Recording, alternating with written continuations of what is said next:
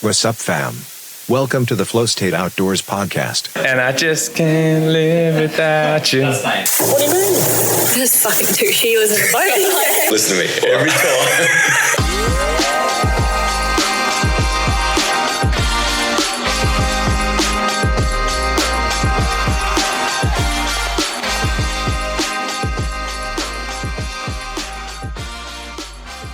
On a carp trip however long ago, and then Yeah, where's my carp, man?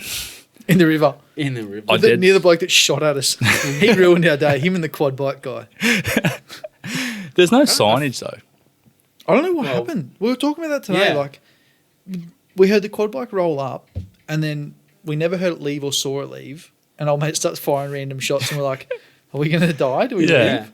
And there's a huge carp there waiting for you to cast it. Yeah, there was, and we were hid down under that embankment. Like we nearly killed ourselves getting down there. It was that hectic, Literally hiding under a herd of cattle. Bottom of a hill.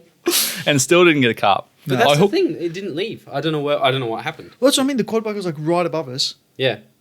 and we walked out the same way we came in, and Yeah, Didn't hear it. Nothing. no, It was weird. but there was good It's pies worth at the it. bakery. there was good pies at the bakery.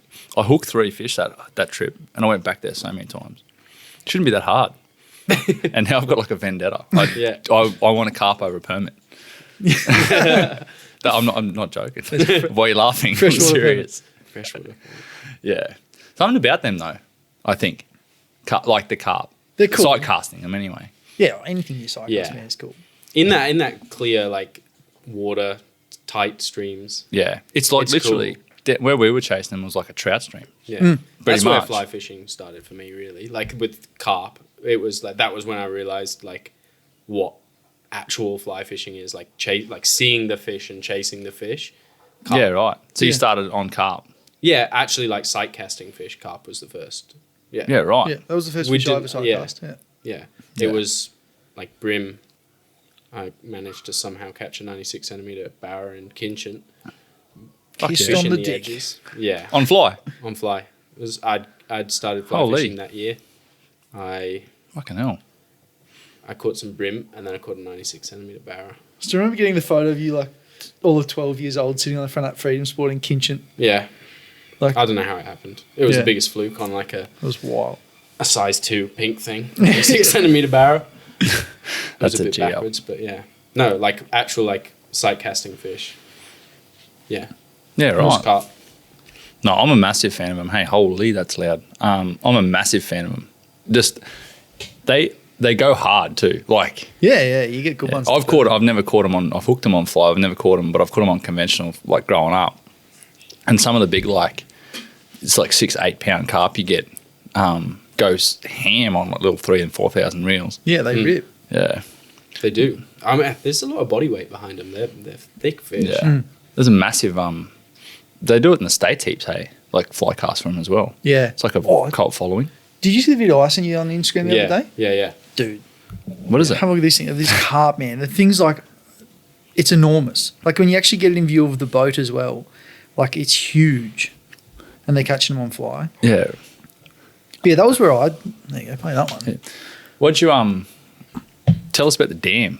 Is that where you started catching carp? No, the first carp I ever caught, like on fly, was like Western Queensland, Gundawindi. Yeah, Check this thing. that's wild. And we were like family friends, or my partner's family friends' property. We were there, and they've just got a dam. Yeah, it's huge, eh? Holy fuck! Yeah, It's I mean, it's like they're in like a little. I'll try and explain. He's on like a fucking Timmy Turtle yeah, like Raft. raft. yeah, Yeah, tiny. and the little- carp's like half the length of it. yeah. The thing's massive. That'd be 1,200 long. It's huge. Holy! Tall and long and like 700 wide, Yeah, man. man. Look at the head on the thing. And he's got like a little like 5 weight, 6 Yeah, weight. it's like mega chode carp, but it's enormous as well. Man, that's fucked up. Yeah, wild. Cool shit. Sims Fishing. They do some good stuff, eh? They Yeah. got some good content coming out, like just eats and bits and pieces. Yeah, just cool stuff. Sorry, what were you saying? Yeah, first carp I ever caught was like, and that was my introduction to fly fishing. It was probably not a conventional like sight cast because it was dirty water, but the thing was tailing, and it was just Yeah. like, it was a decent sized carp. It was probably like 70 centimeters long, and it was just like in dirty water in reeds, and you just kept seeing him pop his tail up, and I just kept putting casting after casting, like slowly drawing a fly back until it came tight, and then hit it, and that was it. Like, Yeah, I was right. like, oh, that thing's pretty cool. It didn't really do a whole lot, but when I got on the bank, it was large. Did you deliberately go there to try and catch them on fly? I had a fly rod with me because I was like, I'd heard about carp on fly and that sort of stuff. But like my father-in-law was just like bait fishing, catching little ones. And I was like, oh, I'm going to go for a walk around this lake and see what's going on. And Yeah. that thing kept poking its tail up, so I just kept casting it and caught it. And then it ended up in the that's bush. That's the other thing you do with them is fucking horse. Yeah. Just Hold it straight into the big bush. yeet into the bush. Yeah. They get big out of that dam too. the Wong ones, Mm. yeah. Massive. Yeah.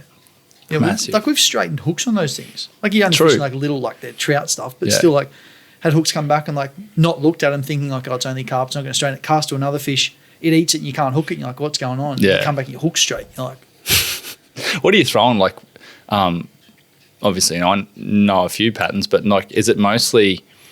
Do they care? Do you think? I Like, don't think those fish in the dam really care. Like if you put it in front of them, they Be just throwing, like like- a scavenger and shit like that. like crustacean patterns, worm patterns. I mainly throw worms, like Yeah. worm stuff. But I got a mate that does it like a fair bit, and he'll throw like yabby flies and stuff. Yeah, I eat righto. them, so. Or did you give me one of them? Yeah, Josh, that's you the did- thing. yeah, We you did named a it. dig through the Yeah. back of the car managed to find one, and that was the one that got eaten before we got shot at. Yeah. Yeah, Yep. Oh man, I had so many shots. I was casting well too. That's the worst part. I can't believe the difference Oh. between the dam and the creek fish though. Mm. It's like chalk and cheese between how like how happy smart the fish and are. switched on they Yeah. are. Yeah, I dead set had one on, and busted halfway up the leader. Yeah. When you trout struck it with me, gave it the big old. No, not that That one. one nearly came out of the water. When you were, I saltwater struck it. I was chasing tuskies. I fucking ussed it. poor carp. Yeah, no, I full like. Did I try trout strike or strip set it? I don't know. I hit it hard anyway. You hit it hard. I think it was a bit of both. I hit it hard. Nah, I went there. You weren't there. Right.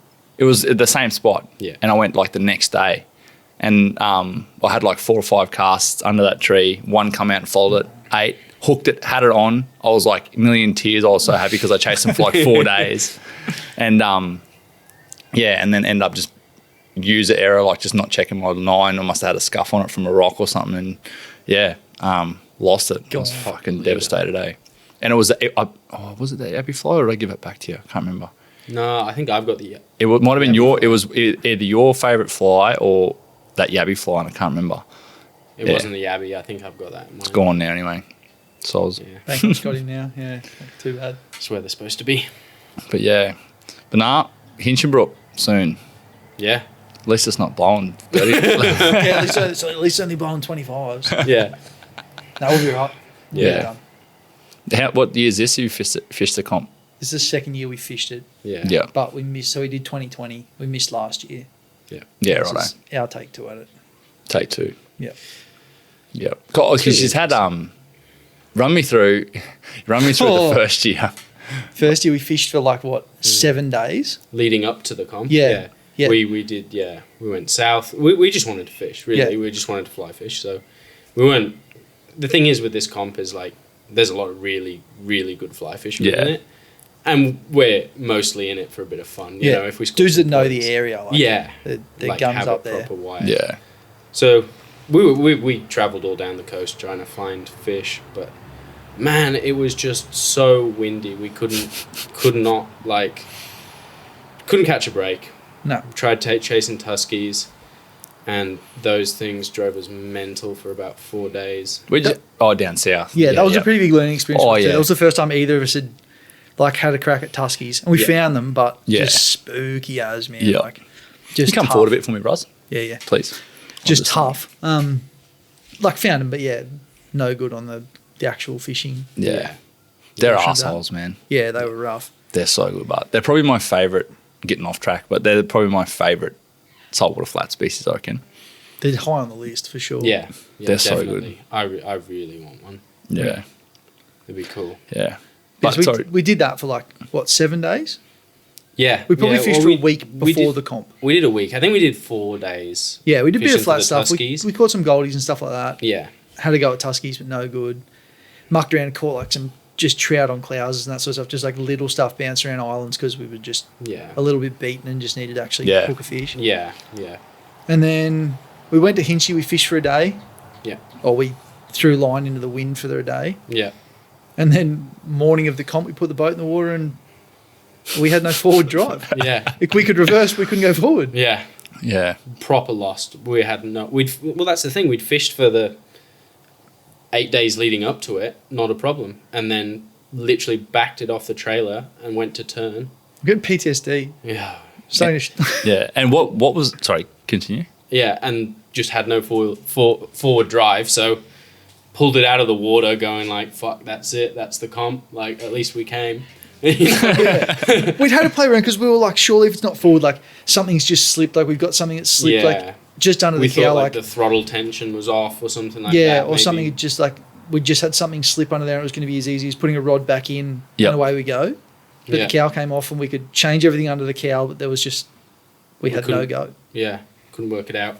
Anyway, dropped it into the little boat shop at Lucinda, and left it with them, and we just sort of drove off, sad, just wondering what the hell we're gonna do for the rest of the day. Just poke around Ingham, Yeah. wondering what we'd done. Yeah, Go to the And deli. then- Yeah, just like stroll around. Buy some cheese and pasta and all Yeah. this. Yeah, we had no idea. Anyway, like 45 minutes later, the mechanic calls us back and he's like, "You guys are gonna want to come see this." And we're like, "Oh no!" Time to go Roll home. back in. He's like, "Oh, "You boys love wrecking stuff, eh?" We're like, "What do you mean? What do you mean? We haven't done anything wrong." And yeah, dog clutch. Somehow we'd broken the dog clutch, and the guy's like, "This doesn't break." Yeah, apparently an unbreakable part. He said, "These don't break. What have you done?" And we Yeah, said, they should "We be didn't do under- anything." Yeah, they should be under zero strain. All it does is knock it into forward and backwards. Like, You're a They just heavy-handed don't kind of guy, eh? This Mate. one was in 3 pieces. It was proper fucked. That's I don't know wild, what eh? happened. Yeah. Yeah. So somehow, we drove down to Townsville in the hope that the mechanics down there would have a part. Yeah, the wreckers. Managed to find the part, drove it back up to Lucinda, got it fixed, got it fitted, got back on the water. By this time, we couldn't get out of Fisher's Creek because the tide was way too low. And it was blowing an absolute gale through Lucinda Channel, so we ended up launching from Dungeness and literally just stayed in Dungeness because we were trapped. We had nowhere to go. We managed to get one little barra. Barren. Did you fish that on the same day? Did you launch the same day Yeah. you fucked up? Yeah. So you went, So yeah, bro, it Righto. was a mission. so you launched for the comp, it fucked out, Yeah. you took it to Lucinda, old mate We took sussed it to Ingham, yeah. Ingham, sorry. Yeah. Which is, for people's reference, it's like, what, half an hour? Not even Something that, like that. 20 minutes. It was a long half an hour when we were like, "This is fucked." Yeah. Ran it back to Ingham, which is a small cane farming town, basically. Yeah. Which is like maybe an hour and a half from Townsville. Hour, say an hour, give or take. To some legends at the boat shop, like Yeah. the dudes, Yeah. like the dudes hooked us up for sure. Tracked Ingham you Marine down or a whatever spare it was part. called. Yeah, And then you had to run down back to Townsville, to grab pick it, up a part. come back, take it to the boat shop. The boat dude fitted it, scrambled back to Lucinda, launched. At the only ramp that we had tied. At what time did you launch? So say shit. you found out it Yeah, it fucked was- out at what time 6 o'clock. in the morning? Yeah, And 'Cause then- lines in was 6. So it was probably 5:30. Yeah, it was probably 5:30. So what time did you get back on the water after all that fuck around? 12:30. Yeah, I think it was about. That's 12:30. not bad, man. That's 6 hours of hecticness. Yeah, It was an ordeal. and you Yeah. fished the rest of the day Yeah, and got a fish. yeah. And That's we got pretty a couple wild. Fish, a little barra and a cod. We weren't Oh, no, last. We pikes weren't through. last when we came in for that day. Like, Yeah. on the scoreboard.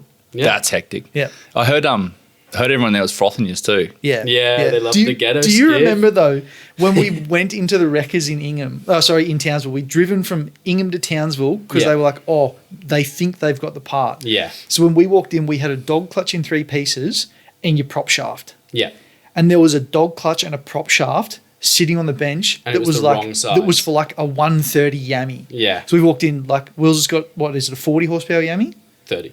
30. So this thing's like 3 times the size, and there's a dog clutch and a prop shaft for like a much bigger outboard sitting there on the bench. And we've walked in and seen that and gone, it's the wrong size, we're fucked. Like game over, we're done. They've got the part, but it's for the wrong outboard. I'm like, Yeah. oh man, this side chasing. But She's all over. And he goes, no, it's back here. Pulls it out from behind the desk, and we were like, thank fuck for that. Yeah, Got it done. got it done. Yeah, That's hectic. Yeah. And yeah, Did you just win an award or you got a special mention? We won some. We cleaned up for the being legends. idiots, really. Some of the legends. Shout out. It was Bill Mitchell, Warren Cooper. They put some stuff forward and were like, we want to make a prize for these guys. It was better worded than this, but it was like the unluckiest dickhead award, Yeah. pretty much. Like, Pretty much. Yeah, I think, right. But I think people were impressed of what we'd done to get back on the water and get some fish yeah, after Yeah, all that fuck around. That's Um, epic. That's epic. But yeah. And they frothed the ghetto skiff. Yeah. I frothed the ghetto skiff. they how love the could you ghettos. not with a like So good. Explain what it scaffolding is. platform on the back Yeah. of the tinny? Explain what it is. It's a 4.1 meter CJ Escape, so it's like a little tinny, 30 yammy on the back. Anyway, the poor student life that I'm living at the moment doesn't really allow for a fancy skiff. So when I was at this comp, Josh got off the plane, got in the car, and he was like, "I've got an idea." I was like, "What do you mean?" He's Take like, me to Bunnings. Take me to Bunnings. Anyway, rocked up to Bunnings car park with the boat on the back. Walked out of Bunnings with a trestle. We're like, oh, we just want to see if this fits. And they were like, we walked out with a trestle to put it on the back to see if it fits. We're like, we swear we'll come back. We did. It's like one of those. It's like a paint. I think they call it a painting platform or Yeah. something. Yeah, it's a gorilla table. Like, it's Yeah. just like a little four-legged trestle thing, like Trestle Yeah. table thing. adjustable height. And that Will's put it across the back, gunnel to gunnel of his tinny, and it's Yeah. like basically a polling tower on a Pretty tinny, much, and it's yeah. fucking saucy. Yeah, It's epic. It's so good. Like up on the flats to have that extra height. Makes Awesome. a huge difference. yeah. Has Yeah. anyone else fallen off it? No, just Josh. How do you fall off that? It's Oh, bigger than don't it's fucking bigger than a normal start. polling tower. Don't fucking start. Like white sand, man. Colorblind Will, and I've gone Tusky, and he's going where? And I'm like bright blue blob there, like right there, and he's going can't see it. I was like there. This was after we'd spent the 4 days chasing them. This was Yeah. after 4 days of being Stress. just Yeah. messed around by So we him. rock up on a Goldie flat, Yeah. and there's this Tusky pops up on sand. So we're like, Will's finally seen it, and he's gone, I don't have a crab on, you take the shot. So sweet, like got fly line out, and there must have been one rock on this flat, man, and we middled it with the electric, like dead center. We're both locked eyes on this Tusky. We're like, we're not letting this get out of our sight. And I just wasn't looking where I was going with the electric. Dunk. Will's nearly gone off the front of the boat. I've come off the platform, fly rods everywhere, side console on the boat, net on the floor. And How I somehow- haven't hit I any don't of them know. and not Yeah. snapped an ankle, we don't know. Yeah, right. But anyway, me hitting the ground that hard, these Tuskies, boom, and we both just looked at each other and gone, "Fuck this, Home time. fuck Tuskies, fuck fly fishing." Like, I've had enough. Oh fucking It hell! was a tough time. And somehow we've come back for round 2. Yeah. And it is blowing its absolute tits off. It's like literally, like it's 20-25s with probably 30 knot gusts, but it's also like normally this time of year you get like when it's that blowing that much offshore you get like 5 to 10s or 10 to 15s in close. It's like 30 knots, 25 knots touching the coast. Yep. It's like cursed. Yeah, they've turned the The fans worst on. possible week you could have chose. Yeah, Yeah, But- literally. like last time, it blew its ass off, but there was sun. This time we've gone the double, Rain. and we have got rain, and we have got 25s to 30. Yucky. Normally they don't work hand in hand either. No, but Wade's got a mad feed on, so like Yeah. Yeah. morale's high. Yeah. Philly is full of pulled pork. I've had a pork shoulder on since 9 o'clock this morning. Bone in pork shoulder. Been rubbed since last night, so it's going to be pretty yummy. If it worked, it's resting at the moment. Plan B's not bad either, so I think Yeah, Plan B is a bit of grilled chicken. I love cooking, It's like one of my favourite things. I'm not a fatty either. I sort of like try and because I usually train pretty hard and everything. And I'm normally pretty good with diet and everything, but every now and then, like I love cooking for people. I love this side of it too. Like just I love eating. Yeah. and can eat. Will's like, what do you weigh? 70. Yeah, like you're not a big person. You're not fat at all, really. You gym pretty hard, run pretty hard, but eat, man. The cunt has a stomach that I like doesn't have a bottom. It's like when Hollow Will legs. comes for dinner, because you come for dinner fairly often. Will comes for dinner. We cook for like extra 2 people, just in case. Just in case. Just in case. Nah, can put a feed away.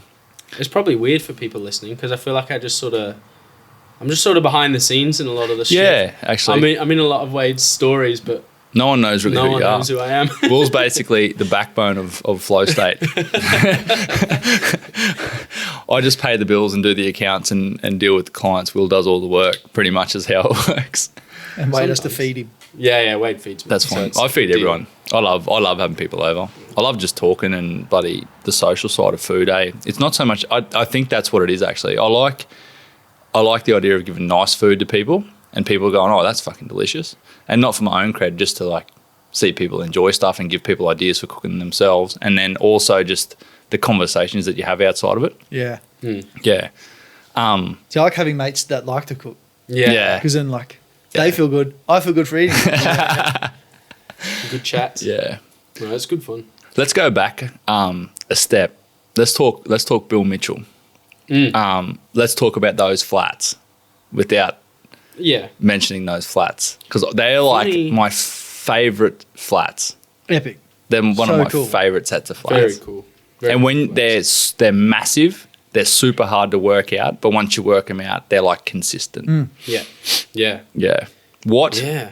Run me through. So Will's there's more than just us that know about these flats, and there's more than us that fish them too. But Will, to my knowledge, pioneered it basically, figured it all out, and then I just piggybacked off it, pretty much. I wouldn't say that. No, I got. But I've straight been in. there. I've been there like 3 or 4 times, trying to figure it out by myself, and fucking full donutted, not a clue. And then I went there once with you and saw, like, we're talking Golden Trevally, and by the fucking hundreds. Definitely got tides dialed, that's for sure. Yeah. Yeah. Yeah.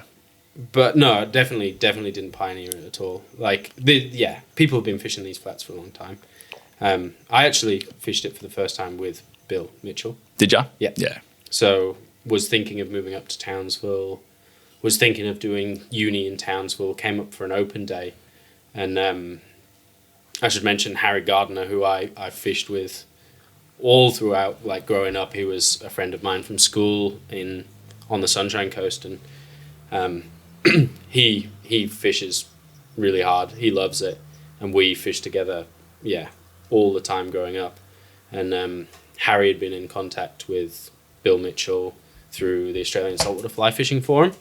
Yep. And had mentioned, we're going to come up and be up in Townsville, and Bill offered to take us out over to the flats. So we jumped on the ferry with Bill, like this guy that we'd never met before, we'd just known through a forum. Took us out onto the flats and showed us Golden Trevally. I guess we sort of had a rough idea from that where to go. We were wading the flats at this point, so we only could touch a few bits of the flats. And then from that, once me and Harry had both moved up here properly, that was when we like started putting the hours in on the boat. So it was definitely me and Harry together. Like, we put a lot of time in on the flats once we'd worked out the tides, and then it was sort of from there moving along to, if there was a shallower section of the flat, hitting that on a higher section of the tide, and just slowly working our way along the flat and working out which spots were productive, which spots weren't. But yeah, no, it's amazing flat. I think if that flat didn't exist, I wouldn't be as consistent with fly fishing as what I am. It's one of those flats too where, like, you've got certain windows, otherwise you're fucked, like stuck. Yeah. And it goes very dry. the fish there feed so fucking hard, man. Like, Yeah. full vertical, falling over themselves. Yeah. The Tail out. headstand, like 50% of the fish is out of the water. It's epic. That was my Yeah. first ever experience with tailing Yeah. goldies. When we were going over there with Will, and just like, he was like, oh, when they tail pretty hard. And just seeing fish like come out of the water like that, and like you said, fall over themselves. Like, they're pretty much at the point where, like, Yeah. like half the fish is out of the water and they're falling over, and you're just like, what am I watching? Yeah. Yeah. It's wild. It's epic. The first time I went with Will, it was like that. Like, I was like, because I'd seen like a couple on there traveling, like never proper feeding hard and never had shots. Yeah. And then I went there with Will, and then Will's like, oh yeah, we're coming into a good time of the tide. And next minute there's just like, whoop, a tail, whoop, another tail, Yeah. whoop, a school of fish, whoop, another tail. And you could see them Ving across the water. like 5 or 6 fish at the time, and then all of a sudden they'll just stop and you'll just get like boop, boop, boop, tails. Yeah, and then they'll stop and then run again. Yeah. They're wicked. Yeah. So it gets me going when they're up on the tail, like proper tailing like that. It's just. What about that trip? Like, I was walking in on one that was like way up the flats in the shallows, and then I saw a mud up on my left, like maybe 10, 15 feet away. And I'm walking along, and like I was like, oh, that mud up looks a bit sus, because there's like a difference between ray mud ups and those fish. And fish. And once you know the difference, it's pretty obvious. But anyway, I also looked a bit sus, and I kept this eye on this fish that was up in the real shallows, and then I looked across, and this golden was like, whoop, and I swear to God, it was probably way less, but it felt like it was headstanding for like 15 seconds. And then I literally my casting was terrible, and I laid a cast, and it ended up landing as the fish leveled out, and I stripped it straight past its nose like the biggest fluke and ate straight away. It was fucking hectic, and they go pretty hard too. They do, yeah. They go hard. Yeah, they're like clear a fly line, no dramas. They're wicked. Yeah, they're such a rewarding fish. I feel for fly fishermen because they eat the fly. Like Tuskies and permit. yeah, they're pretty consistent catch. It's just they're so rewarding. So like it's such a. It keeps me going, definitely, to be able to go over there and know that I'll see fish, and know that if I, put myself in the right position and make the right cast, they're probably going to eat it. Yeah. Whereas, like with the permit, God put some hours on permit and not caught anything. Oh, bro. And I've seen you do some arsey stuff on that flat too, like. What's that? Like, just like with the goldies. Yeah. That big one that ate boat side, like leader in the rod tip, the heaviest trout strike you've ever seen. Yeah. Just because there was nothing else to do. There was no more line to strip. Yeah. And just wailed on it. Or like we'd fished for, like we were on the wrong stage of tide, it was coming good, and there was little reef sharks getting around. Yeah. So I was like, I'm going to cast that. Will goes, don't fucking cast at it. I was like, I'm doing it, fuck it. Cast at the shark. Sure as shit, the shark turns around, eats it, bites my fly off. I'm sitting on the floor of the boat. All of 15 seconds later, school of goldie swims past the boat. Will flops a cast out, boom, nails it. And I was like, you're fucking kidding me. This is when Josh had never caught hadn't caught a goldie. Yeah. Oh man. You ended up doing it though. It was That the same day. Same day. Close the Literally, business. Like we were at the stage where it was like, we've got to get off this flat like now It to was get back. now or never, yeah. Yep. That was a good trip actually, because you'd never caught a golden before ever. No, not even on spin. No, had not caught a goldie. Like they, And you were like, I want to do it for the first time on the flats, Yep. fly fishing. And we got up there, and it is a bit of a learning curve, and it is definitely something when you've got them on like a pedestal and you like something you really want, you can be the best fly caster ever, but when the stress sets in, it just turns to panic, custard, man. Like yeah. And we had shots at fish. We fished the full run out. Oh, I We cooped hung around. I cooped so many opportunities that day, and the one, like dead set, the one shot you had because you were being typical Will that no, you make the shot, you catch the fish, you catch the fish. I decided to fuck around with the shark. When the fish come within 10 foot of the boat. Yeah, he didn't have a fly on, and I was like, this is on you. I'm casting, eh?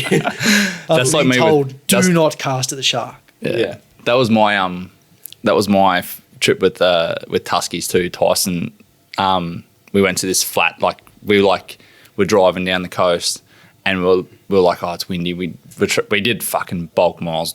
We went to basically towed my boat and Tyson's car to Central Queensland and back, and we were halfway home, and we're looking like at the coast, and we're like, geez, that looks flat. And we're like, fuck it, where's a boat ramp? We looked on Google Earth or Queensland Globe or whatever it was. And we found a couple of islands and some flats and stuff. And I'm like, there's a boat ramp just here. Let's go. Launched, went there, like just full, not a fucking clue about what tides we could get in and out on, nothing. And we went to this island, and then I think it ended up being my cast. I don't know for what reason, but it ended up being my shots, and just found Tuskies everywhere. And because I hadn't caught one before, pressure, and like cooked heaps of casts, hooked them, got bricked, hooked them, snapped at knots, like just fucked up shit happened non-stop. We did nearly a full lap of this island, and then got around to the back end right on the turn of the tide, and there was this Tusky, and just poking along, perfect drift. I think I had a couple of cooked casts that I can't remember. I remember the cast that it ate though. Like I laid the crab and it like sort of flared up, so gills come out and its fins, and I was like, ah. And it sort of like waddled over to my fly and then just tipped straight on it. And I just felt the eat, and I went whack, and I peaked. Had it on for a little bit. Tyson got the landing net and landed it. And as he scooped it, I like hit him in the back so hard. Like I feel like I'm pretty sure I was screaming, man. I'm pretty sure I knocked the wind out of him, mate. But that's what it's like. And I feel like that's I reference bow hunting a lot. I haven't got that deep into it, but I feel like that pressure that you have where like you can shoot targets in the yard and you can put 50 targets on a fucking dime, and then you get into the real world scenario and you can't hit shit. It just all turns to shit, eh? Yeah. It used to be the same with longtails, man. I remember I'd caught that many longtails like just on plastics and whatever, like off the coast. We get a pretty good run of them. The first couple I had shots at on fly, man, were like there were nothing casts, like, and you'd just cook it. You'd drop fly and you'd throw it behind you. You'd wrap on something, you couldn't do it. Yeah, you slap the water on the back cast. Once you catch a couple, it's just like. Yeah. Like the pressure's off, the monkey's off the back, and you can roll into a school and you can get your stuff together and you can fuck around and you can take forever and you can put the cast in your hook on. You're like, what? Like, what was it? Like, why was I so stressed about it? Well, speaking of monkeys off the back, perfect example. That exact trip where Josh got his first ever golden, he literally full run out tide, full run in tide, just caught one, last cast of the day. We were like, that's a win. That's a wrap. We went home. We had Get a Burger. We were stoked. Get a filthy. Yeah. Get a filthy. Is there anything else? So good. They should just call the place Get a Filthy and that's all they sell. Yeah. Anyway, roll onto the flat the next day. First cast, Josh hooks a golden. Yeah. Like, monkeys off the back. He realised, like, you just got to slow down, make the cast. And it was like a backwards cast off the back of the boat too. You'd got a tangle and you said shoot, and I threw it like backwards over my shoulder and the fish ate it. Yeah. Like, I reckon I put 20 shots on the day before and cooked every single one. Yeah. Literally, we hadn't been on the flat for more than 15 minutes. No. Yeah. No. And Just we'd so spent much the pressure whole day the day before. Yeah. Just blowing shots. Yeah, fucking hell. It's just part of it though, and that's what makes it enjoyable as well. Like the fact that, you know, and for me pushing you around on the boat and seeing you like so excited about it. Like, that's I wanted half to it. do it. I wanted you to catch the fish. Yeah, that's half it too. Like I was only saying this afternoon that people that go out with the expectation of catching a fish, or I need to catch a fish because of fucking social media, I need to take a photo and put it on Instagram. No one gives a shit anyway. Yeah. But the people that go out there, they're the people that get disappointed and get sad and get the shits. And I don't like fishing with those kind of people. I'd rather fish with people that like the journey, so to speak, that enjoy the drive to the ramp, talking shit. Yeah. And Just that enjoy stare sitting into in the the water for boat. days. Yeah, just talking and chewing the fat. Like I love fishing with you because we just fucking talk, like just sit there and just talk. And you don't have to catch anything. Yeah. None of us get disheartened. It's always positive, and we're always like bouncing info off each other, trying to figure shit out. Even when we don't catch fish though, it's pieces to the puzzle. Yeah, it is. And that's how you have to look at it, eh? Yeah. Even when we did that, like the three of us did that carp run.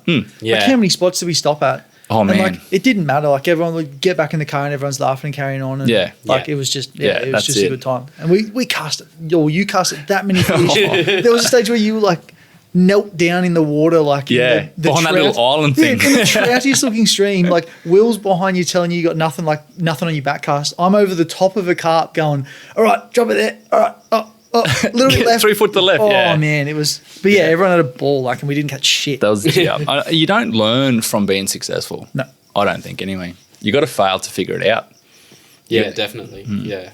Yeah, if you went out and brained them every time, then it'd be like, And I think that's what's so addictive about fly fishing. It's fucking hard, eh? Yeah. It's hard. Sometimes I'm like, what the hell am I doing? I'm like, fishing's tough enough as it is, let alone these yeah, fucking long lines in the wind, man. Yeah. Drives me yeah. mental. It's all well and good. Like you can cast 100 foot in a park, but you get something like tipping on its head trying to eat in front of you, and yeah, Bit of side 10 wind. foot's nothing. Yeah. Or yeah, you casting when it's calm, and then you jump out into 30 Yeah. knots in Hinchinbrook Channel. Yep. Yeah. Even dealing with like boat drift, tide, Yeah, Yeah. like things like that. It makes a huge difference, eh?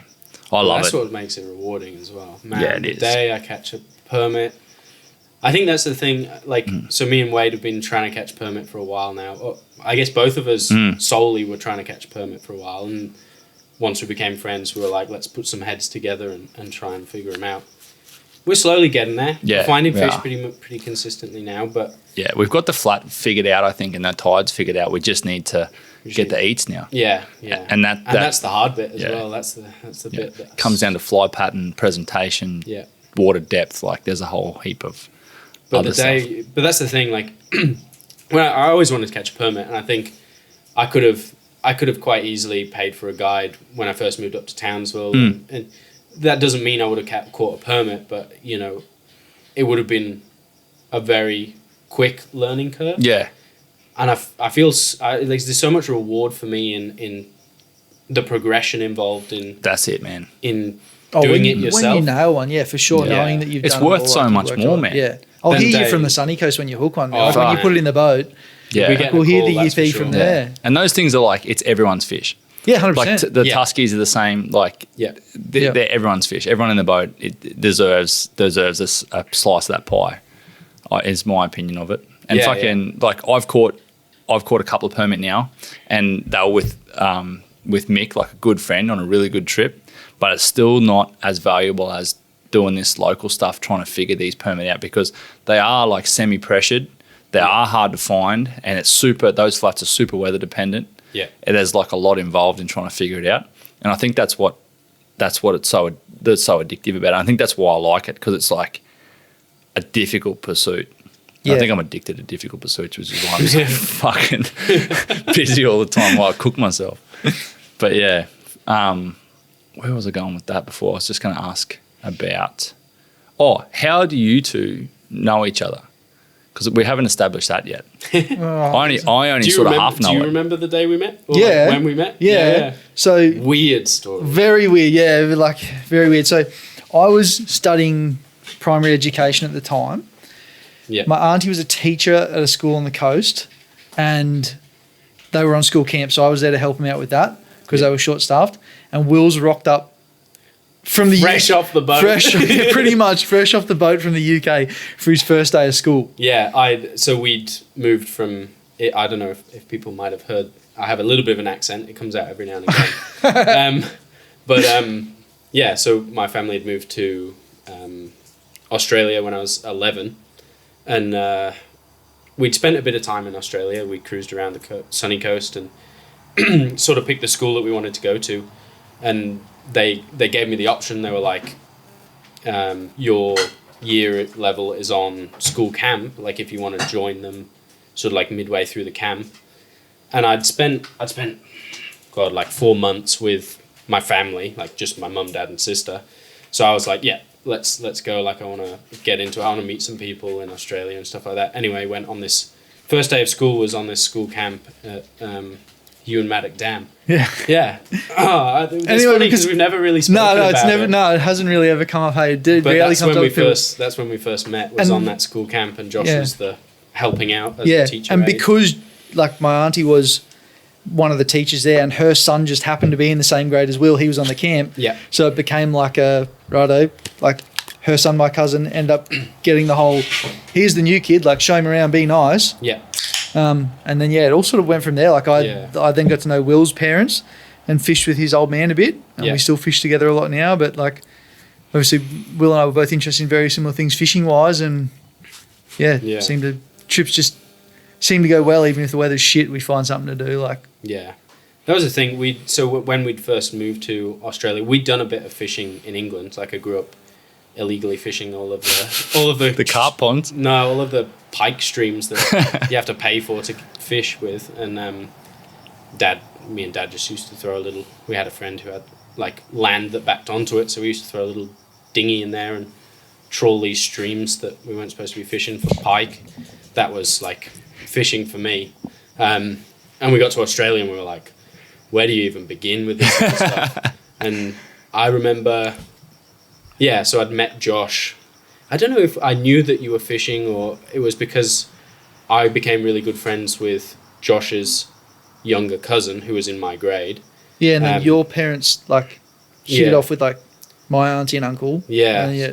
We got, so me and Josh are pretty much cousins. Pretty, that's how it's referred to now. It's Yeah. like I call his like Yeah, Mum we and used- dad, my auntie and uncle. Yeah. It's just like, it's Well, Will lives here and you're at his house and fucking eating with his family and going fishing with his dad. Yeah. All sorts of shit. That's epic. yeah. We're Josh's family is my adopted Australian Australian family, family. Yeah. That's what it's sure. like, eh? Yeah. Yeah. Good That's people. epic. Proper Yeah. good bunch of people get invited on. You know, we moved to Australia with we've got no relatives in Australia. Like all of our relatives are in England.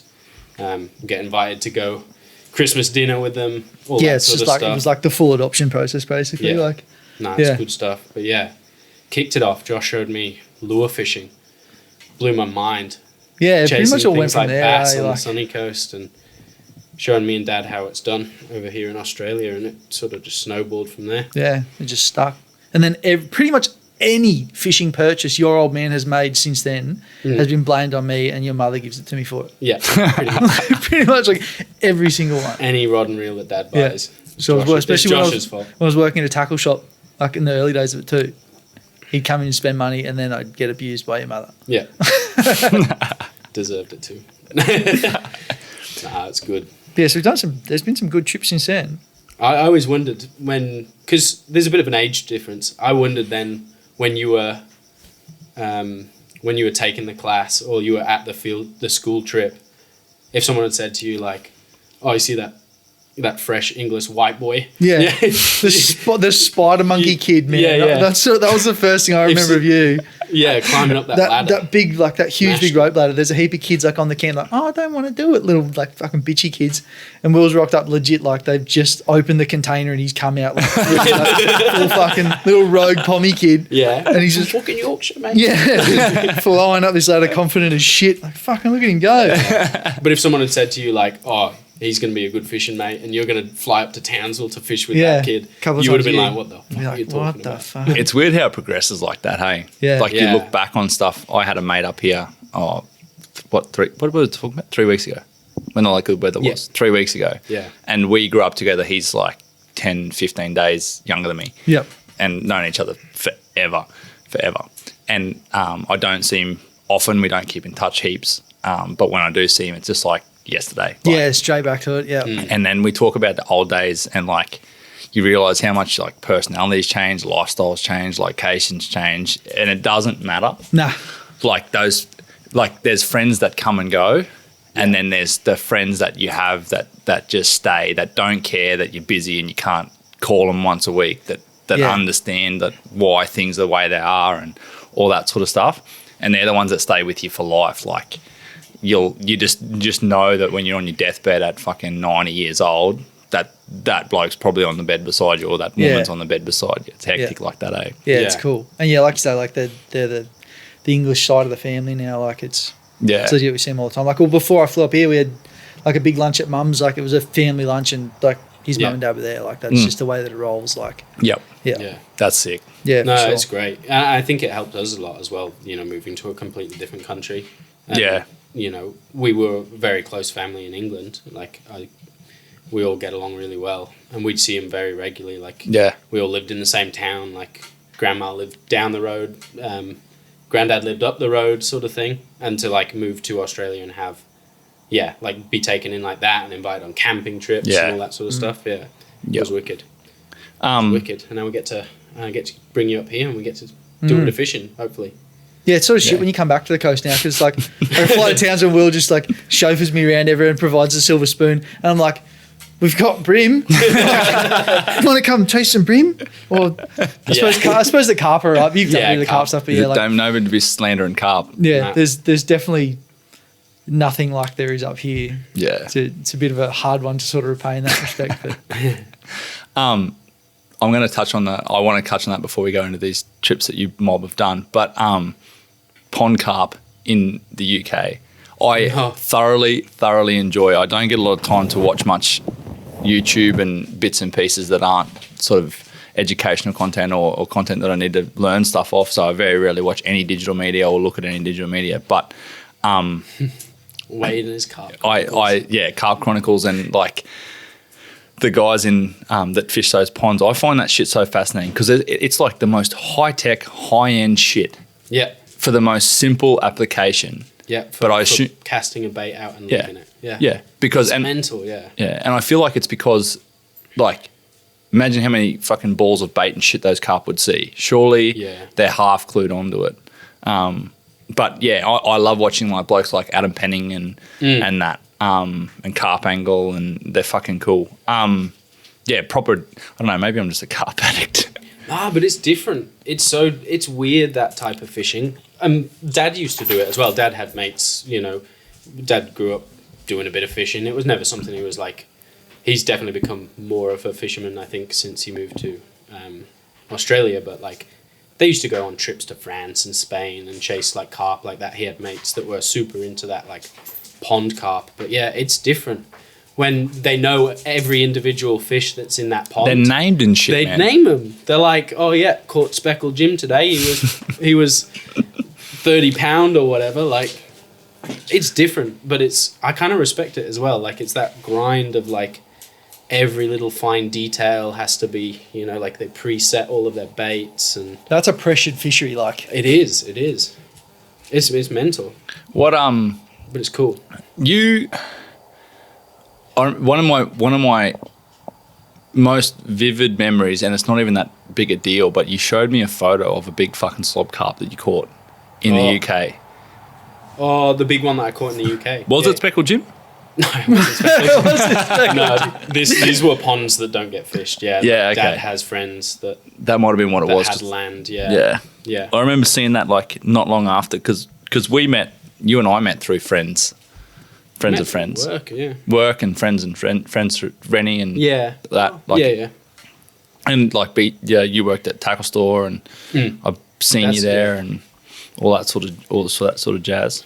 But yeah, I'm fucking addicted to. I'm definitely going to do it if I get to the UK anytime soon. Is I'm going to just go and sit on the pond for a week Yeah. and just.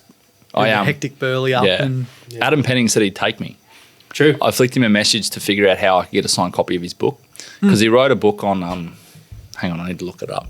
It's a book on carp fishing, but it's also like a bit about lifestyle and stuff. Like he's done some shit.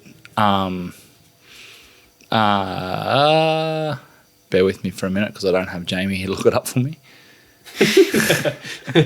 I need a Joe Rogan assistant. Rolling in it is Rolling in the Deep. It's like a tuition book on how to fish for carp, like pond carp in the UK. But he also talks about he's been fishing fishing carp since like I think the mid-80s, early to mid-80s. Right. And he's got a bit of history too, and I love like long stories like that. So yeah, I hit him up anyway. I haven't pulled the trigger because I just sort of got busy and forgot about it. But said, hey man, like love watching your stuff. How do I get a signed copy of your book? And he done a certain amount of signed copies or whatever. And we got chatting about it, bits and pieces on Instagram. And then he's like, yeah man, anytime you're over in UK, flick me a message and I'll be happy to take you out for a few days. So Hell yeah. that's the pinnacle, man. And he's like, I don't know the whole game, like everyone there or who's who, but I feel like it's a pretty niche thing. The UK is not a real big place, and it's a pretty niche thing. And I think like a lot of the UK people, like when they go on holidays to carp fish, they go to France, like, and it's not that far away. So It's not fun. yeah, he seems like a bit of a don, bit of an OG. Yeah. So I'd love to, and I'll definitely be taking the podcast gear with me for that dude. He'd have some stories, I reckon. Fuck yeah. And can tell story as well. Yeah, good yarner.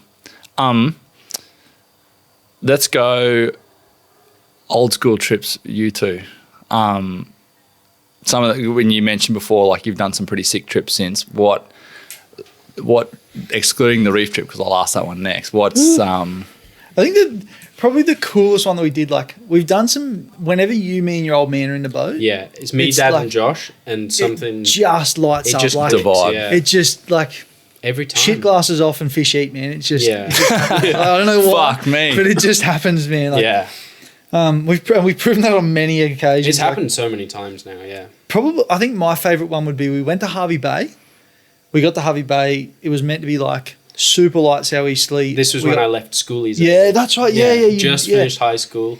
Went Yep. to the Gold Coast for schoolies, and I left early because We were going to Hobie Bay to fishing try and chase trip was marlin. on. Yeah, Yep. we wanted to go try. We got like chase halfway up marlin. the island, and it was this nasty little like norwesterly blow. Yeah, it was and it was horrible. shit. We were like getting. It was just me and flogged. Josh though, so Yeah. we needed Dad. Yeah, that's it, we wanted needed the to old boy, blast yeah. out, yeah.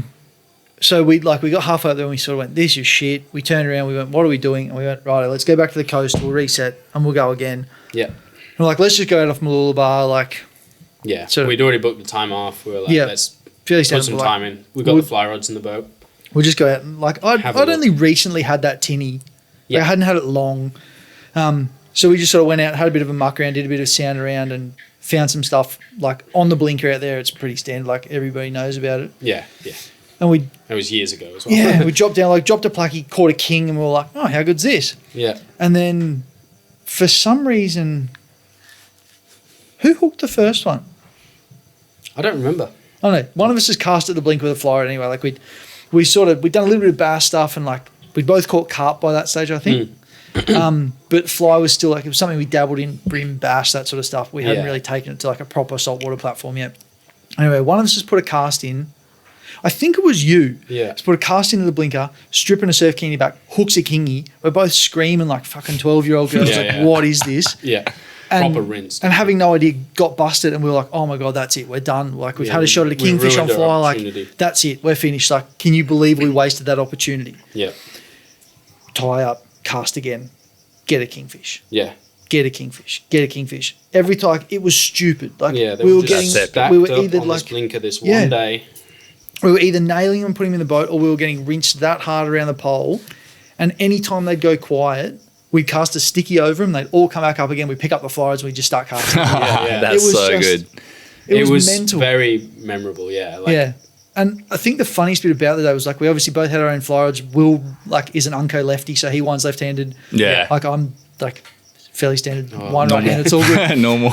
Anyway, I've got a fly rod in hand, and Will's gone, oh, gee, I'm up for you. So he's picked up my rod because I think his sticky had been busted off because we Yeah. weren't winding fast enough and hooked a king and got rinsed. So he's picked my rod up. He's winding right-handed, so it was uncoordinated already, and he's hooked a king. And he's standing in the back of the boat going, no, I can't wind. proper- Rinsed on the pole again. We're like, oh, fuck. But it was dumb. Yeah, we That's couldn't do awesome. anything wrong. Nah. It was funny because Dad and his Yeah. mates were out the same day and nothing. They were having a miserable day. But you remember, I just put the electric motor on the boat. yeah, that's right. So we were mucking around with spot lock, and we'd legit like spot locked ourselves in a position on the blinker where no one else could drift past it. Like we Yeah, were no just one like could that's we so were good. right wankers about it. Yeah. And yeah, your old man was in his boat. Yeah. And they drove past, couldn't catch anything, so he threw a banana at Yeah, us. they came up real close and they were like, "Oh, how you guys going?" Like, yeah, all this stuff. And then all of a sudden they just started throwing banana peels into the boat. Yeah, We still caught fish back. yeah, we It was a did. Fuck yeah, that's sick. Yeah, that was fuck. That was a fun That was day. dumb. It was funny because we were going through a fly box yesterday, getting shit ready for this. Yep. And found like one of the flies, like one of the few we had left. The like, it kingy was- fly. Yeah. Frame that motherfucker. That That's OG, so good. That OG fish candy, like Yeah. sorry, surf candy. That's Yeah. so good. I'll That go was back. a funny trip. That one was cool, yeah. That was probably the one that Sounds stands out the epic. most. Like other cool shit, like we've done some really good snapper ones and mackerel stuff, and the marlin was sick. But as far as a fly one goes, and like one that's like super memorable, that was off the chain. Growing up as a sunny coast fishing grom as well. I Yeah. remember Josh put me onto my first ever like bass on surface lures. Where was that? I think it was Lake McDonald? I think it was you and Maddock. Oh, I think it was up true. on top end of the spillway or something like that. Yeah, right. Yeah, Fuck, I remember that test and just tank. being like, oh my god. It's funny how those fish, like, they were, as like, I don't know, something about like the old Grom days when you're first Yeah. learning to fish. Oh, you just like, froth on it, man. Like, oh Yeah. man, I remember just catching a bass on the surface and just being like, I'm the Yeah. best. yeah. I don't know what My- you guys like. Like, I feel like I've gone sort of full circle with that. Like, I went through a stage like as a grommy, like you froth it all, man. Yeah. Like Yeah. you just catching fish, Yep. you love it. I feel like a couple of years ago, I went through a stage where I was like if it wasn't fucking 90 plus, jumped and Yeah. fucking rinsed you in the trees, I wasn't interested Yep. in it. Like if it wasn't a barra, like a good barra, I was like, Yeah. no, not Yep. interested. And now, like, I don't know, like the last couple of years, it's just like the froth's come back and it's like anything's cool. Yeah. Beach whiting. beach riding. Don't you start. You told me brim on fly were gay. That's still the messages. That's Oi. sick. That's harder than permit. I'll write that down. I'll sign it. They are fucked. I'm going to come chase brim on fly. I'll chase them because they're on fly. Yep. That's fine. They tail. Right, I'm on. Yep. I'm on. Brim on fly. Sight casted brim on fly. I'm on. Brim on fly, yeah. That's feasible. Like that, I can deal with the heckle that I get from people for that. Dude, it's the most But oi, frustrating. dead set, like across the road from here down the beach, I have had so much fun just going down for a couple of hours with a pack of servo prawns, number 10 hooks, and a big run and sinker, and catching big whiting for a feed. Can Like, confirm this is probably the third time Wade's spoken about this stuff. Yeah, yeah. So Oh, the yeah. froth is real. He does it. carp loves on it. fly, whiting, whiting on the beach. Permit. Dead set. Yeah, then permit. But I'm just referencing like the full circle thing because like when my mate I said that was up here and we come out and we hit a few good days of weather, we caught up and we went to the reef and slept out on the reef in the boat, and we had a couple of days coming back where I had a bit of work to do, so I couldn't really go keep sending. So we just went for like half a day, 3 or 4 hours down the beach and just a little esky, 6-8 beers, a little bit of food, some water, and just went down and just caught whiting, just stood beside each other and just chucked baits out, just talked about shit. And it was epic, because my grassroots stuff was the top of the Murray-Darling system, chasing yellowbelly, catfish, cod sometimes, but all on like the same sort of shit, like little 1,000, 2,000 size spin reels, number 10 fucking to like 1.0 hooks, shrimp, like we drag net our own shrimp, and then worms from the garden, and put a little bell on the end of your tip of your rod, sit it in a rod holder and ding, ding, ding, ding, run down and you get a bite. That's the shit I grew up doing. And like now I froth going and doing that when I You come could go home. back and do it again. Like exactly, yeah. You'd go Yeah. back and you'd just be like, this is sick. I was at home at Easter time to shoot a mate's wedding, and we have these things called bobbin rods. They're like a big, they're not cane, but they're like a cane pole, big straight cane pole, and they vary in length, but they're sort of like, I don't know, 8 foot long, say 7 or 8 foot long. Yeah, pretty long. No reel or anything on them, and it's just line that goes straight down to a flat. I like a big slapping cork, like a flat cork, a line, and then a sinker halfway down the line, and then a bit more line to a hook. And you put like a yabby on there, crush the head of it, and you sit there and you bob the rod up and down and slap the cork on the top of the water. And you do it in these little channels that are like 3 to 5 meters wide. Where we went, we camped out for a couple of nights to like places that I haven't been since I was like 13, 14, 15. Yeah. And just take a little bucket and a esky and a few beers and fucking the rod and a little Hessian bag, put your yabbies in, fill it full of gum leaves, wet the bag, fill it full of gum leaves, put your yabbies in there so they don't fight and grab each other and fuck each other up. And then you go down the bank and just chuck the end of your Hessian bag in, roll the top up so they can't get out, obviously. Yeah, right. Yeah. Yep. And then yabby on the rod and sit there and just bob, and you'd get like the fish, the yellow belly, and you'd get like 2, 3, 4 pounders, like big ones, and they'd hit you on the drop. Whoa. Oh, 5-star. Big log just fell out of the fire. And they'd sort of dunk you. And it wasn't like they didn't fight or anything like that, but it was like full, like you see those people on those boats catching those tuna on their big long rods. Yeah. It's Yeah, like no that. reels, just a piece of line. Like you get the bait and then the cork's bobbing and like the fish is chewing it, and you're like following along with the rod, and then you like lift and scald, like lean on it out. So good. And I hadn't done that in so long, and I could have sat there for a month and just sat there and done it, because we had just like sitting there just telling stories and reminiscing, and that's what fishing is to me now. Like I have most of the time, like I was like mad keen on filming fishing that I was doing and or taking photos and all that sort of stuff. Now I couldn't give a fuck if I didn't take a camera. Yeah. Do it's not funny care. that, yeah. Yeah. We the fact that me and you both film together and we both fish together, and when we get out on the fishing, it's just like Yeah. I struggle to get the camera out. Yeah. Like it's Just don't want to. Yeah. You and I can sit on a flat for like 3 days straight, I reckon. yeah. Yeah. It's like And just that. stare into the water and talk shit. Yeah. It's Yeah. like that. We haven't got sick of each other yet, which I'm surprised of. Really? Like I see. Well, you Really? might have. Maybe you haven't got sick of him. Will's probably got sick of me. I haven't got Nah, sick nah. of Will. No, I know what you mean. Yeah. But fuck, I talk to you almost every day and see you every second day. Yeah. It's good. No, it's good. Yeah. Yeah. No, it's something about being out on the flats and Yeah. stirring into the water. Tell me about this recent reef trip on the good weather. Yeah. That good weather window that was like a few months ago. Yeah. All I remember is, I'll let Will tell this because all I remember is screaming for 2 days. Like I just, Actually, I'll go back a step. I want to know first, and because I'll forget if I don't ask now. When did you start fly fishing and why?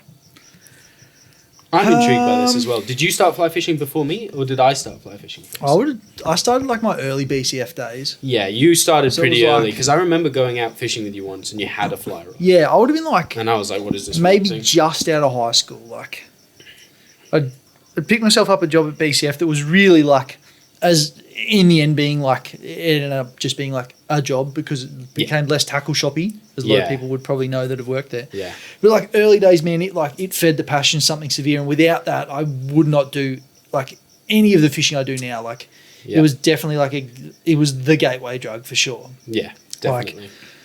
It definitely like I always loved fishing as a kid, but like it definitely like built the passion. Like got to meet people that were also into it and like made You friendships. got discount as well, which did helps. I spend Discount. some money on shit in there? Yeah. But yeah, like I would have been just out of high school, I reckon, and bought just like your basic like comes in a box fly combo that had like rod The reel. old Gillies combo. No, it was Fuck a yeah. Reddington combo. Wow. Yeah, but very similar. Same. yeah. Same level of like, same level of quality. Yeah. And just like mucked around, just like catching brim and shit. Like we just like buy bread flies, go in and throw like a loaf of bread in, and just like eat a little That's bread fly. so Just good. just fun stuff like that. That's so good. And then we sort of moved on to like bass and like brim, like trying to catch brim on pontoons and that sort of stuff, which proved to be pretty difficult. The bass were a little bit easier for us, and obviously flathead, like just throwing clouses around. This bass easier than this brim being hard things we can Dude, do. fucking you wait till you see how spooky they are. Yeah. Sorry, please continue. Like flathead and that sort of stuff. And then I sort of like it faded away for a little bit because like it's enjoyable to have someone else to fish fly with. Like if you're fishing, as you boys know, you're fishing with someone that's fishing conventional, and you sort of That's don't get in fucked each up. other's You can't do way, it, but man. like Yeah. you're not looking at the same shit. Like And you do get in each other's way as well. Yeah, You do. you can do, It's yeah. fucked. yeah. Conventional is nowhere near as finesse as what fly is. And No. I feel like if you're casting after someone who's fished conventional, Yeah. And like someone's doing that The might fish be have wanting to already been fish spooked. 4 meters of water, and you're sitting there with a floating fly line going, yeah, well, fuck, I'm in trouble here, aren't I? Like, Yeah. doable, but it's shit. it makes it hard. Yeah, Yeah, so I You've sort of gotta have faded away from it a little bit. And then sort of, we've got a really good fly shop on the coast, like Gavin Yep. Platt's on Time Fly. Yeah. He's a guru. So it's good, like you'd go in and see Gavin, you'd get like a bit G'd up about it again, you'd buy a couple of flies and you'd go and muck around, and then Yep. sort of died away again. And then, I find it funny because we never really fished fly together on the sunny coast. Hey, no, we did remember fishing at Lake McDonald. We got Yeah. those bass and like we were Yeah. just fishing like vampires on the edge, and we got a couple of Yeah. bass. And again, no, like, we did, yeah, but that- it was but it was- rare. yeah, it we wasn't go a fish lot. conventional together way more than we did fly. yeah, for sure. And like it sort of picked up there again, and then dropped away, and then like I think it was probably like we'd both caught carp, and then it was that kingy trip that really sort of went, yeah, oh, this is pretty doable. Like If I keep talking, I'm going to go sort this fire out. Eh? Wade's like There's logs logs. everywhere. There's logs falling out everywhere. yeah, like it was sort of like a bit of this is actually pretty doable for like cool stuff as well. yeah, yeah. Like it opened up a little bit more Yeah. of an I opportunity don't think for us. I don't think I realized how strong fly line was until that day when Yeah. we're full. These kingies, man, like we were hooking them next to the blinker, like, Yeah. and there's a big chain and a big line. Like if we gave them anything, they were around it and snipped off. So it was full wrap in our hands Yeah. and just hold the straight line in it. We may as well not Well, have that's a the- rod. that's the we thing, were it was just probably- straight line in them. It was pretty poor form when you look at it now, because we like the rods were pretty well bent. Like I would look at the videos now, like we had like a fair bit of load on a rod and a line wrapped, which is doing nothing Right. for us because Yeah, we're letting them yeah. get back to the pole. Yeah, But like that was probably the one that really kicked it off for me. That went like Yeah. I thoroughly enjoy this. yeah, And then did a trip to Central Queensland, and all I fished was fly for the week. So like we were fishing the dams, like we were catching like barring the impoundments, barring the salt. We went at the front, like we did a bit of queenie and tuna stuff, like, and all I fished for the week was fly. That was pretty cool. And then came home And I remember I'd been on the trip and caught barra and queenies and that sort of stuff, and that was good fun. And I came home and went and did a cod trip and only fish fly. I caught cod and fly, and then it was good weather when we got back, and I went out the front with your old man, and we were chasing tuna off Caloundra, and all our fish was fly there too. And like it went through a stage where it was like slightly obsessive for a period. Yeah. And yeah, now it's back to the stage where like I fish it every now and then. Like I sort of dabble in and out. Like I'll always have a fly rod with me in the boat, whether I pick it up or not. It's a different story. Like I definitely don't have the access to flats that you boys have here. But yeah, that was sort of, I've done it for a while, and it just sort of like ebbs and flows as to how much I do it. But Yeah. yeah, Do you reckon you'll ever go full fly? Not while you live I down don't there. think so. Nah. Like I still enjoy going out and bashing plastics for snapper, or like the reef trip you mentioned just before, man. Like that was wild. Like I will never not have like a P 6 to 10 popping rod in my arsenal, because that was just Epic. off its head. Like Let's talk about that in session 2, because it's dinner time. yes. Time to pull some pork. Rightio. Boy. Get me out of it. Leave the listeners Bit of bloody reef half trip hyped for the scenes reef. coming. Don't go away. I'll go back to the reef. All right, we're back. Big feed, Big feet. Well fed. big chew. Turned out not too bad. It's actually I don't know how many barbecue people are on here, but I put a pork shoulder on at about 9 o'clock this morning, and I only just finished resting at about 7:30, and I could have rested it for another couple of hours. Bone in makes a huge difference with time. I think it makes it way longer. Yeah. Definitely no complaints from the people eating it. No complaints. Whatsoever. Went down very well. If you ever find yourself at Kelly's Bar and Grill, I recommend pulled pork. Pulled pork sliders, homemade coleslaw.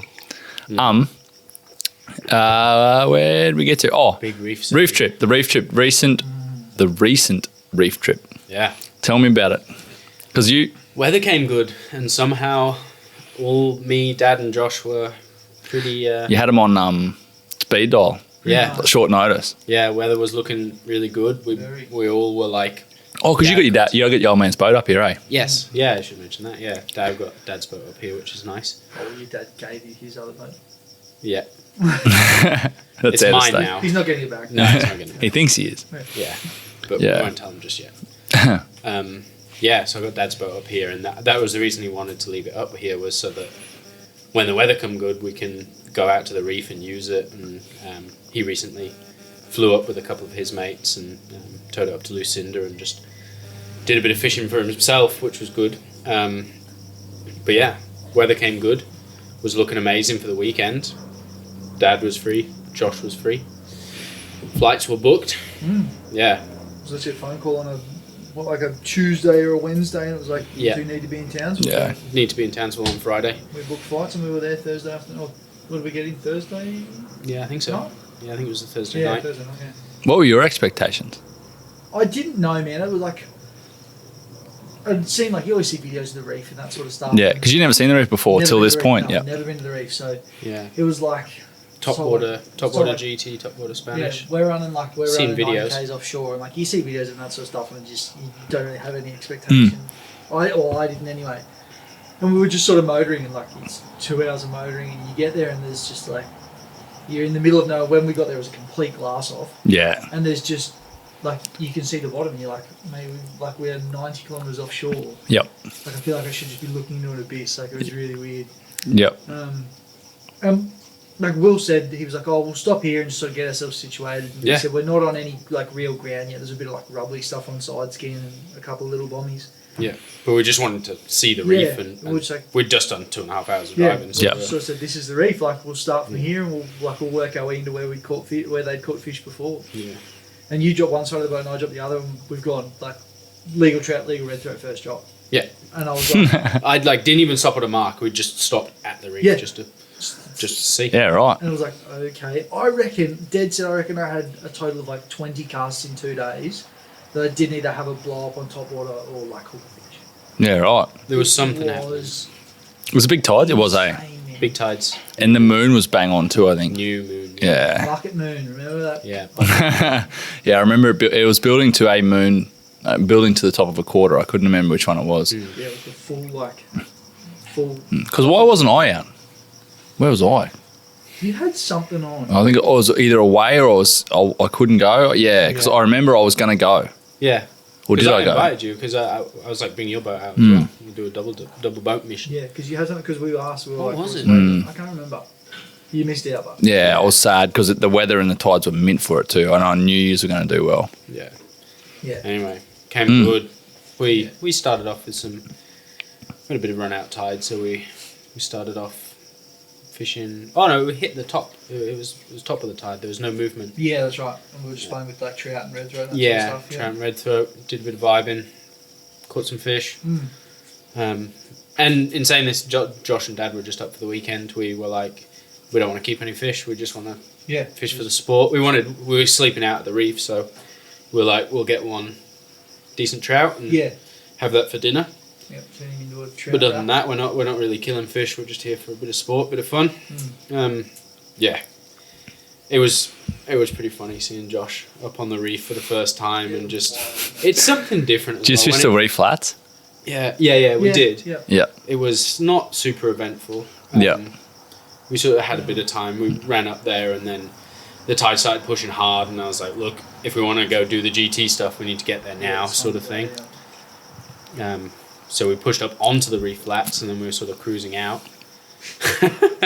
Cruising out off the reef flats and Josh couldn't help himself but throw his big setup.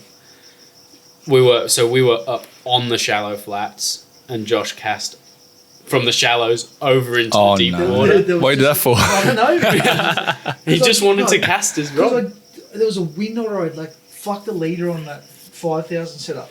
Yeah, that's I right. was tying it up and you guys were like, ooh, there's trout. I'm like, fuck, put this shit down. Yeah. And we were cruising out and there was just like, there was a deep like opening in the reef. Yeah. And for some reason, we were inside and motoring out and I was like, I'll just put a cast over there. You got monstered. Big Proper G. rinsed. Oh, yeah, I just got hosed. Like, yeah. And that's the thing. The problem was I was trying to get us out so that we were pulling it off the reef, not onto the reef. It was like proper like. But it was all hot too. spool. Like, yeah. It all happened too quickly. Large. And it was way up on the flat. And Big banger, you reckon? it must have been. Yeah. Had to have I'm been, pretty confident it was a banger. Yeah. That reef looks like it's good for him too. The very first cast I had with the sticky for the day, like we'd done a little bit of That's vibe it. stuff. Yeah, I forgot about that. And it seemed like must have been a long time or something on the edge of the reef, and it had like either chased something or something chased it. And I looked at Pete and Will and I was like, oh, I'm going to throw a sticky in that. Yeah, no worries at all. So from the back of the boat, I've launched a sticky, and I reckon I had 2 sweeps, and we were all looking at it. And I said to him, imagine if a Spanish came up and ate this. And I don't think I got the words out of my mouth, and a red bass is flying out of the reef, nailed this thing. Yep. And I'm screaming. Bass. Yeah. They go hard, eh? Because that was something I wanted. Like, Yeah. Yeah. Josh came up. He wanted bucket list. It was red bass, Yeah. GT, Yeah, I wanted a and a banger. Spango. Yeah, that's right. Banger bass and Spango. Like, A reef flat spango. yeah. They go hard, man. All of those like long nose are probably the ones the most hectic that I've experienced because they're just big, man, and they go so hard on the flats. They're heaps fun chasing them in like 2 meters of water on barra gear, eh? Yeah, that'd be weird. Yeah, like really light spin shit. Yeah. It's fucking That's good what fun. I'm used to with the flats. Yeah, we push up 4,000 size. Yeah. You got a couple of like red throat and stuff. Yeah. On, like Western swims and stuff. That was cool to watch. Yeah. Yeah, that was pretty sick right up on the reef flats. Did you get any big Spanish or any big GTs? Decent GTs? Not big, like they were for someone that hadn't done it before. Yeah. Like they were Yeah.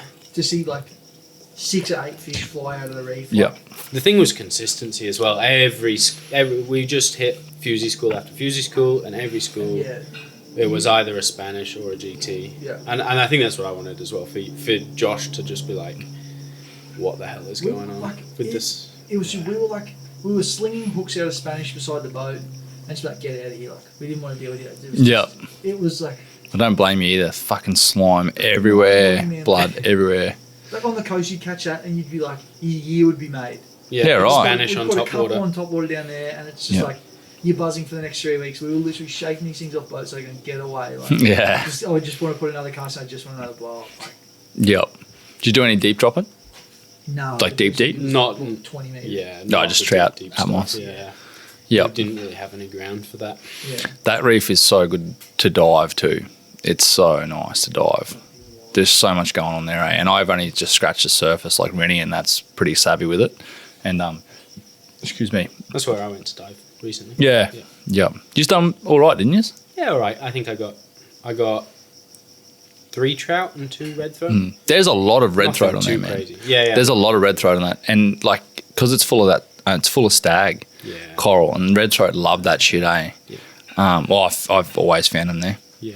I shot a definitely. friggin', I poked, and I don't know what happened, man. I don't know if the flopper didn't engage and the shaft come back out of the biggest passion fruit trout that I've ever seen. True. Yeah, and James went down trying to dig it out of the coral for me. Like it was a donkey, man. It like I shot it fair in the gill plate, and it was like point blank, and it was like I don't know, man. It either didn't penetrate, which is I find is weird because I had a 110 roller, wound up pretty hard, or it went in and the flopper didn't engage and it just fell back out again when it turned, and it just fell out. I was sad, very sad. Yeah. I had an arsehole of a day that day actually. But yeah, we put some K's in. We went out to that reef and then Yeah. fished there for a bit. And Even the reef, was it? No, it wasn't the reef we slept on, but we got those other GTs in the morning, was it? it was close by, but Yeah. it wasn't the exact reef. we Even slept that was on. crazy. Like we'd spent the first day, like we were looking for pressure edges, and like we'd done really well there. Like the ones we found in the morning, and then moved around a couple others and caught plenty of fish.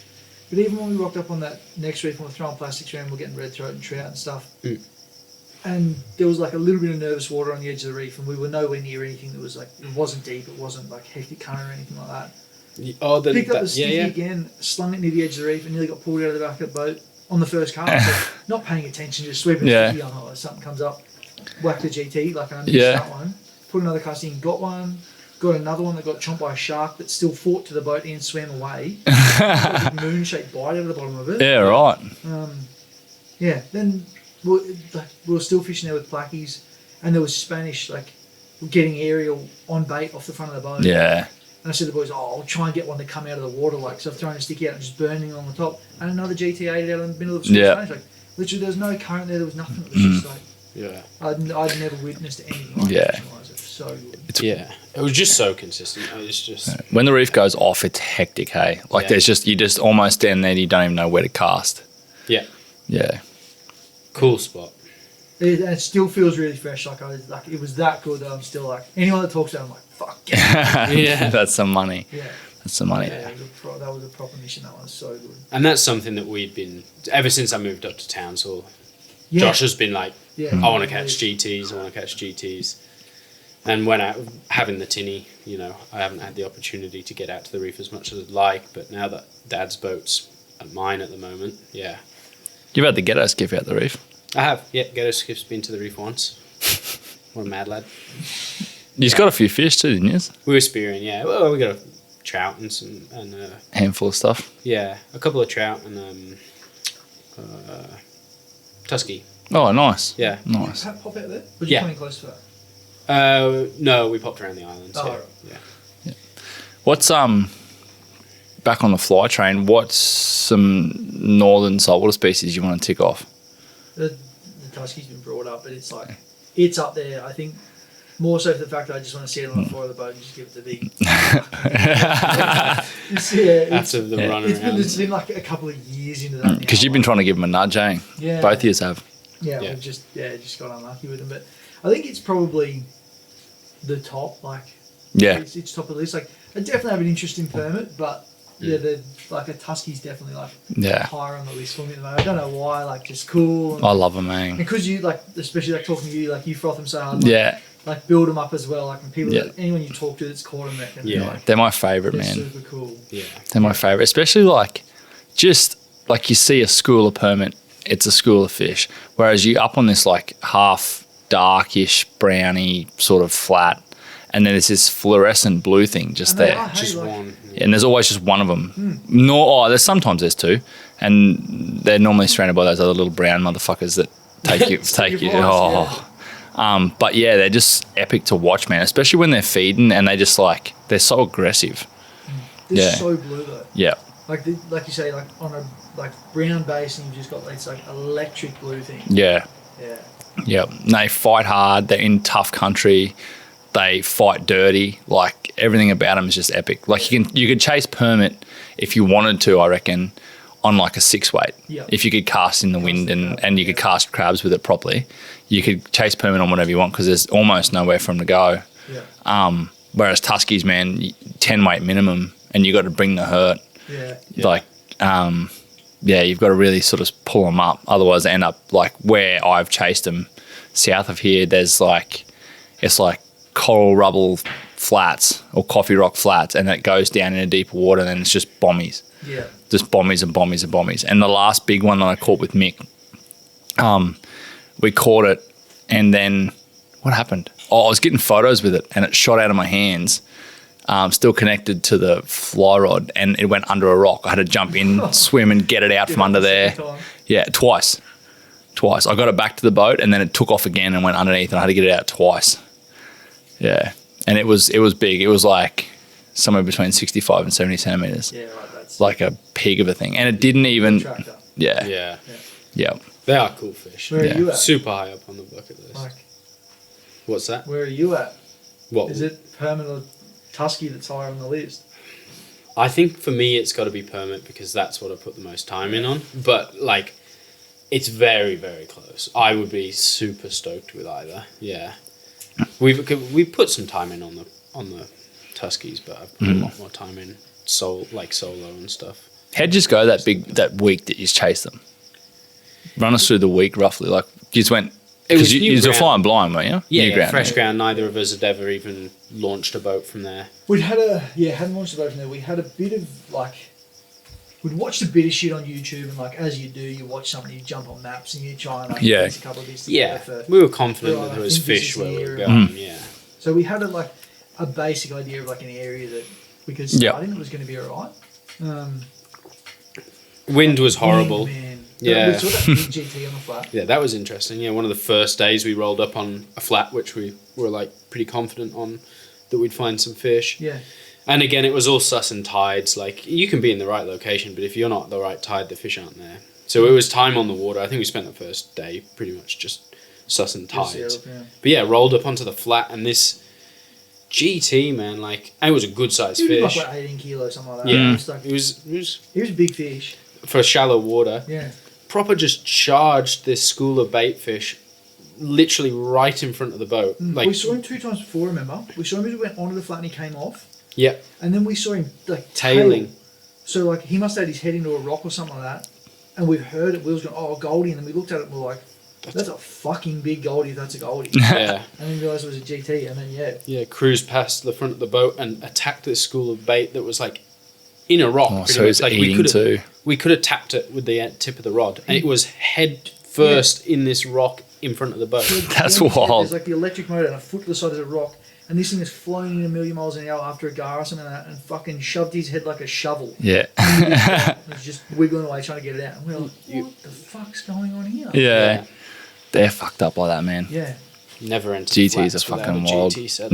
Never have it. Man, what about that fucking one? I was like, we're at Bowen, Will was with us and Tyson, and we're on this flat, and we're looking along this big sand ridge, and I could see this, it was glass calm, I could see this V. And I'm like, that's a big fish, man. Like, it's a shark. No, it's a shark. It's a GT, it's a shark. It's a GT, it's a shark. So I had the My rod rod was stripped out. Yeah, I had It was ready to go. Did I have it out already, or did I strip it out then? No, you had it out Yeah. ready. Oh, I got ready, and then it got caught in the motherfucking latch Yeah. on one of my pelican cases. Yeah. As it come past, and We finally like saw it and we're like, fuck, like it is a GT. 15 to 20 kilo GT. Like It is a GT. a big in, dog. In Meter? 3 centimeters of water. Yeah, if that. It was yeah. like proper, yeah. Back was sort of out, shoulders were out of the water, like cruising along the sand Yeah. flat. And Yeah. then gone to pick up the rod that was already pre-stripped out, ready to go. We've made this Tangled. mistake too many times. There we come Dunk back. straight Shit into the turning ledge. to custard. Yeah, man, I was fucking Devo. It was the opportunity to do it. I don't know if it was feeding, it was sort of just moping around, but I feel like you could probably fire it up. Yeah. I don't know. But anyway, it was a missed opportunity. But those fucking things elude me too. I've never gone out and proper targeted them though. And I feel like you Yeah. almost can't No. unless you just want to take a 12-8 and donut Yeah. 364 days out of 65. Well, yeah, we'll go to the reef and like. Yeah. But I think if you want to chase them on the flats, you just got to cover ground. and do that, They'll be there, but there's only a have a few. rod rigged up. Yeah. Have all your line in a stripping basket. So Yeah. you can't Yeah. touch anything. Yeah, that's what it needs to be in a bucket or something like that. Yeah, that trip was like. We would have seen a tusky first day because otherwise we wouldn't have gone back out. Oh yeah. We saw a few fish, I think, in the first day. Like we put up on a big flat where we saw that GT and we didn't see a tusky and we covered a fair amount of the flat. Yeah. And then there was just this one little beach man and every time we came onto it there was at least a big tusky. Yeah. A couple of times we saw two, they were probably that Yeah. high 60s sort of size. Yep. But they were just spooky. The ones on the beaches never seemed to do any good. Hey, like even when I was with Mick in Central Queensland chasing them, we saw a few on this beach a few times and over a couple of days, and it wasn't. They were like off you, proper off everything. They were just sort of either just chilling out doing nothing, or they were cruising along and real spooky or whatever. Yeah. They were hugging the bank, hey, Yeah, these fish were up real shallow, but a foot from the bank. we just could not do anything right. We downsized leaders, we downsized flies, we were trying to be as finesse as possible. Yeah. Leading them by as far as possible, and the fly would hit the water and the fish would leave. Not even come in for a sniff. But that was first time around, and then when we went back on them again, the second day, or even we'd do a loop around, you'd go and have a look somewhere else, and you'd come back to there. You come back and you would get your fly rod in the air, gone. Yeah. It was just we could not. They're like could not that. enjoy with them. They're like that on the palms.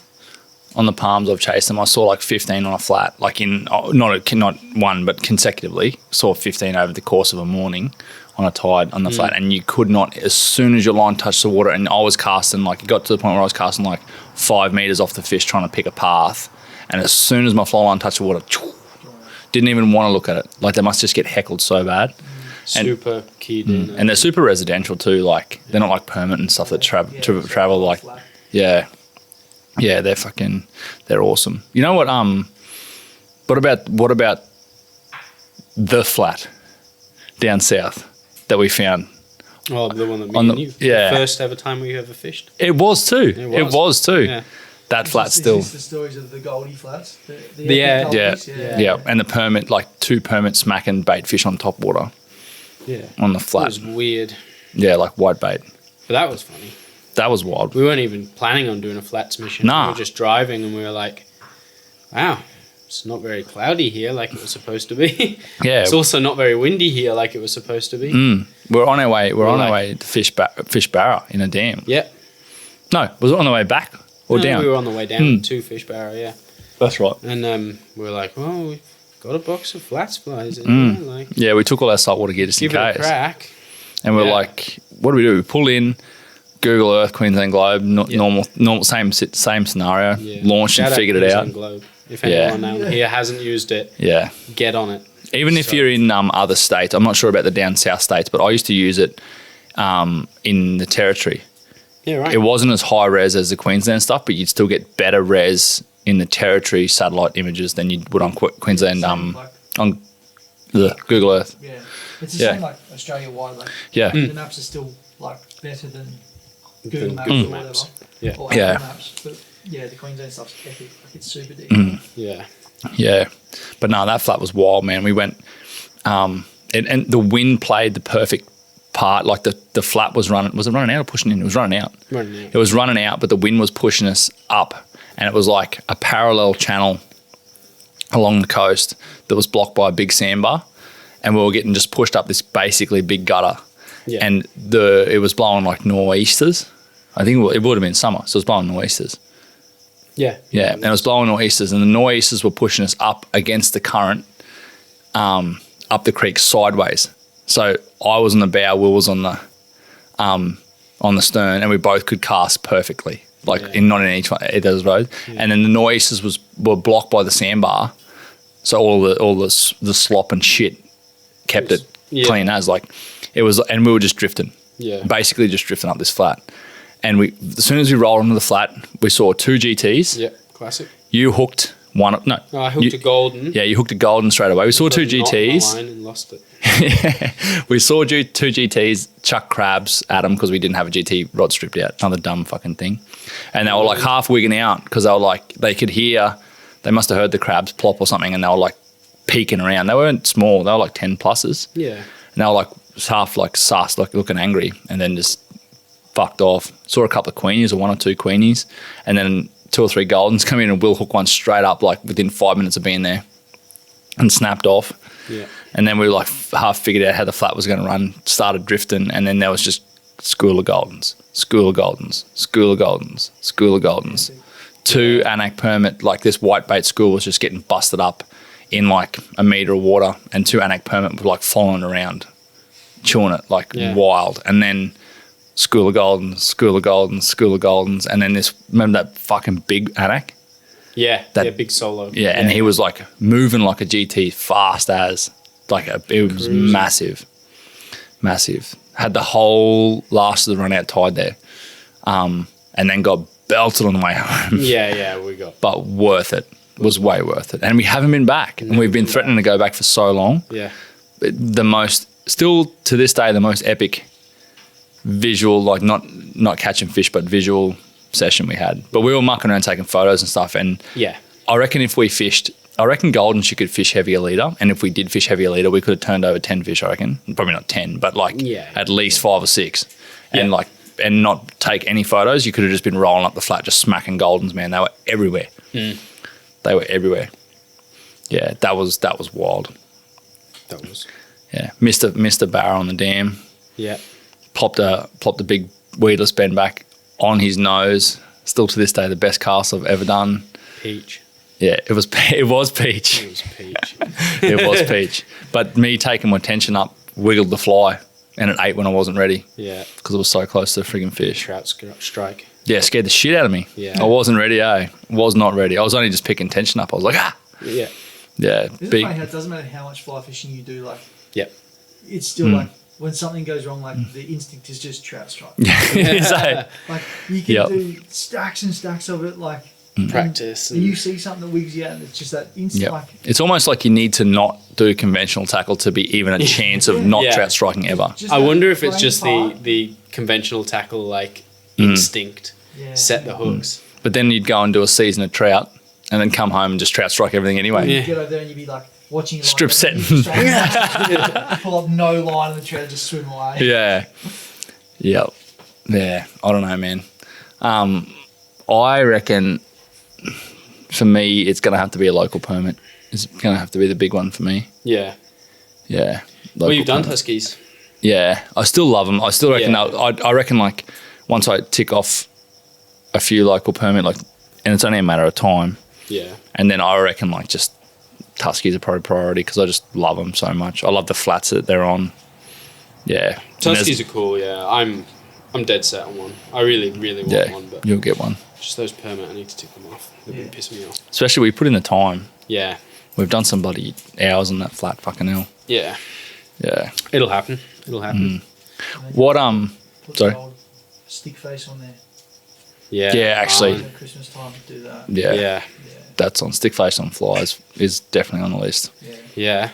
What Josh should tell us about that. actually yes. Fuck. We That's definitely need to know about that. That was a bit of a wild one. That was a lucky one. That was a very good guide. Yeah. Actually, like you got to put 99% of that down to guiding ability, and just lucky angler on the day. Still though. Yeah. So we're talking set the scene. So explain what it is for people who wouldn't know. It's pretty well known where it is, but like Yeah. Harvey Bay gets a good run of. I get listeners from like Slovakia and shit though. Oh, there you go. Shout out Slovakia. Southeast Queensland.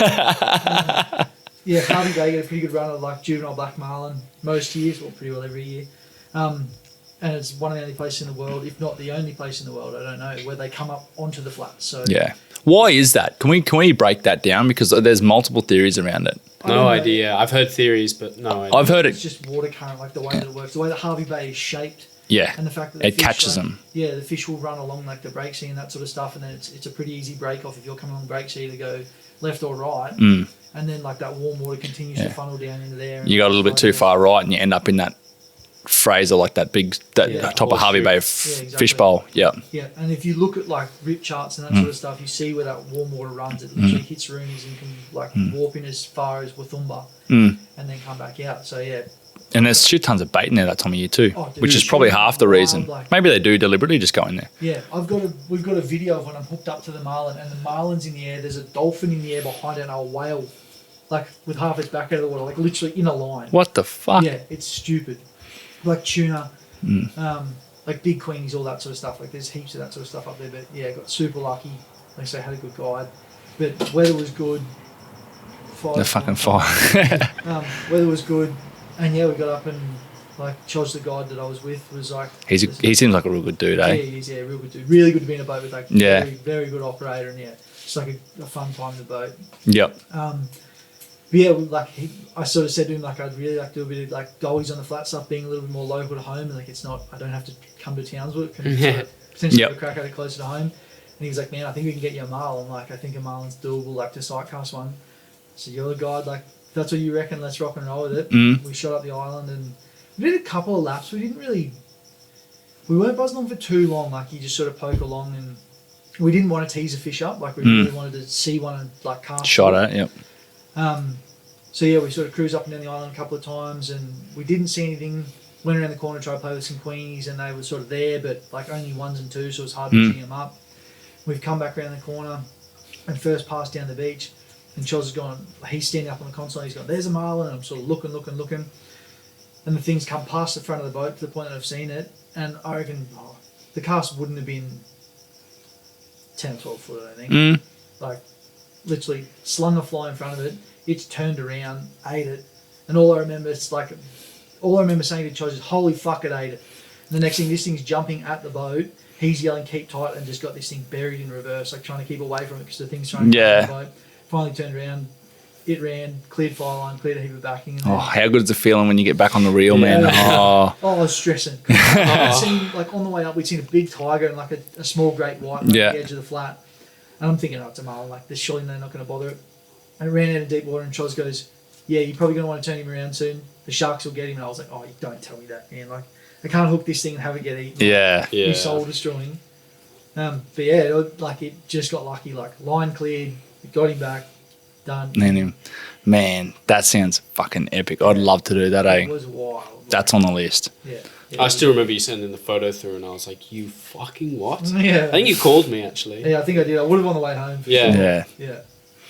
That's Yeah, so it was- good, man. That was a crazy. Just like I say, it was very lucky to be like that everything lined up weather-wise and that sort of stuff, and you got a dude like that that knows it like the back of his Yeah. hand. Yeah. But to be able to do it, like not to tease one or anything like that, like get a legit one that was swimming the flat and be able Man. to cast to it. That's the purest way you could possibly get a marlin, I feel. Or like a billfish of any description. That's the purest possible way you get it. That's the purest possible way you get any fish on fly, I assume.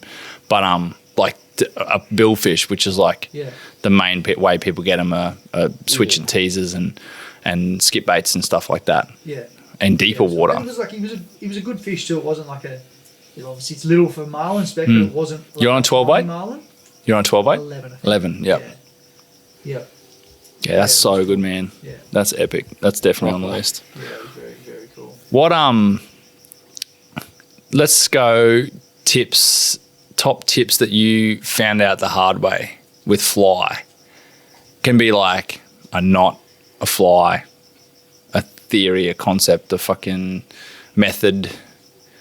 I think I don't overcomplicate.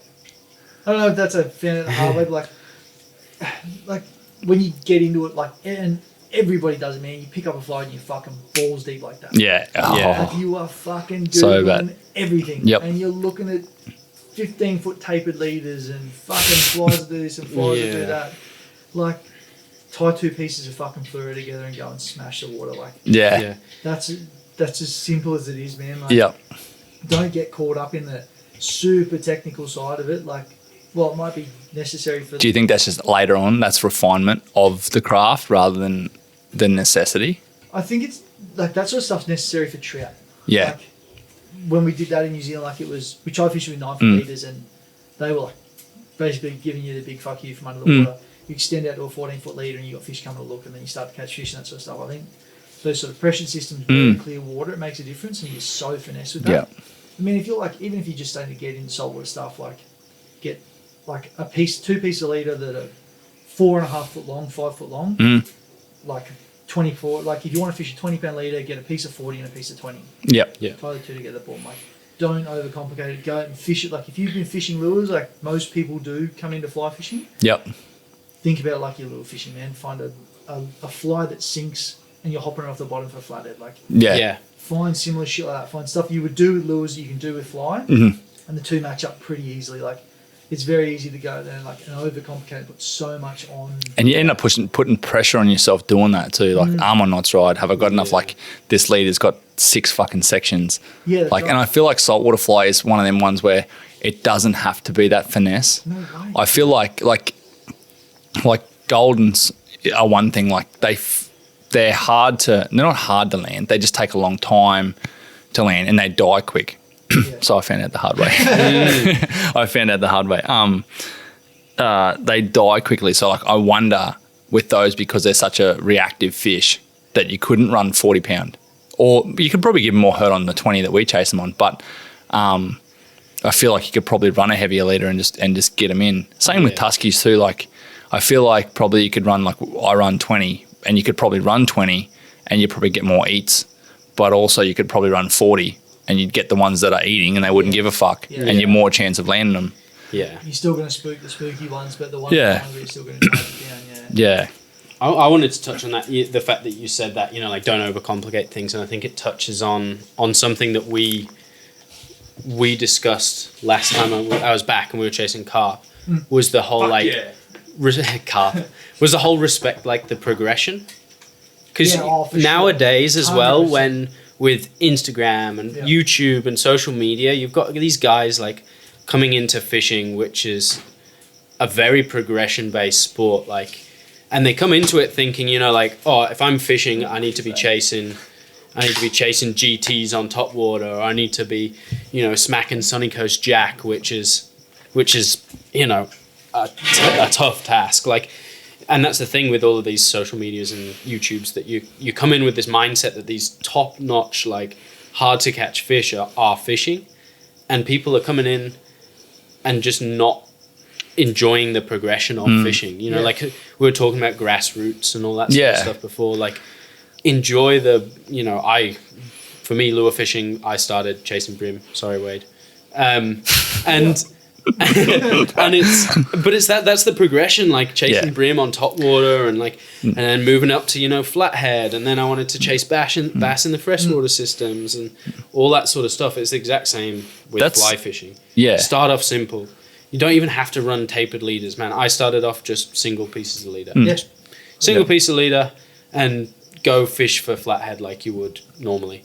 Go chase flathead. 100%. And that barrow I got on the coast, like that one I got on fly on the coast, was on a 6 foot long piece of 20-pound leader.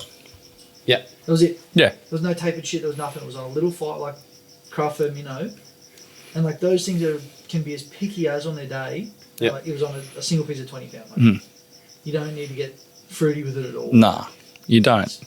And like it's all refinement, like you say. It's the process. It's refinement as you go. Just start. It's the same with getting off topic, but same with business. Same with anything that you don't understand. Is like the hardest part of all of it is starting. Don't overthink it. Just start, and you'll figure the rest out. And I think like a lot of people don't respect. Like a lot of people want you to just share info on spots, methods, all that sort of stuff. And I'm happy to do it most of the time, but people don't realise or give you the respect that, like, my oldest memory is fishing. Like, I've fished to get to where I am now in my fishing career or whatever you want to call it. I've fished since I was 3 years old.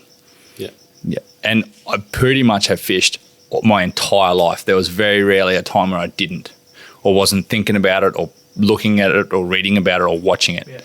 Like, my entire life has been fishing. And that comes back to Will's thing of like, people see it online and they go, fucking barrow, like, I got to catch barrow. That's where they start. And like, you would have started catching like fishing, or you fishing bait for your yellow belly and that sort of stuff. Now you're living in North Queensland, man, like on the grind for like a permit here. Like, there's a fuckload of time between like. And I came for yellow belly and here. 100%. Like, you haven't picked it up and gone, spending $2,000 on a fly combo, I'm chasing permit. Like, I'm 100%. on top of it. Like, I moved here and I was chasing barra on live mullet. I had 10, 12 foot. I had like 3 different cast nets for different situations, and I was chasing them on like hand lines and and like Abu Garcia like 5600 C4s with the ratchet, like live mullet for barra. That was me, Barra and Jackson, shit like that. No, and I post that on the YouTubes. I still to this day enjoy backing up to a snag and throwing liveys in a snag, chasing barra, and just sitting down having beer with mates. But I hardly chase barra anymore. I hardly chase them. I don't have a large interest in them unless they're quite large barra, and I don't have the time to commit. Like I was saying to you off air, it was like, to get big barra consistently, you have to commit to just big barra in just an area and work really, really hard to get consistent at them. But yeah, I hardly chase barra anymore, and I mostly chase fly species and spearfish.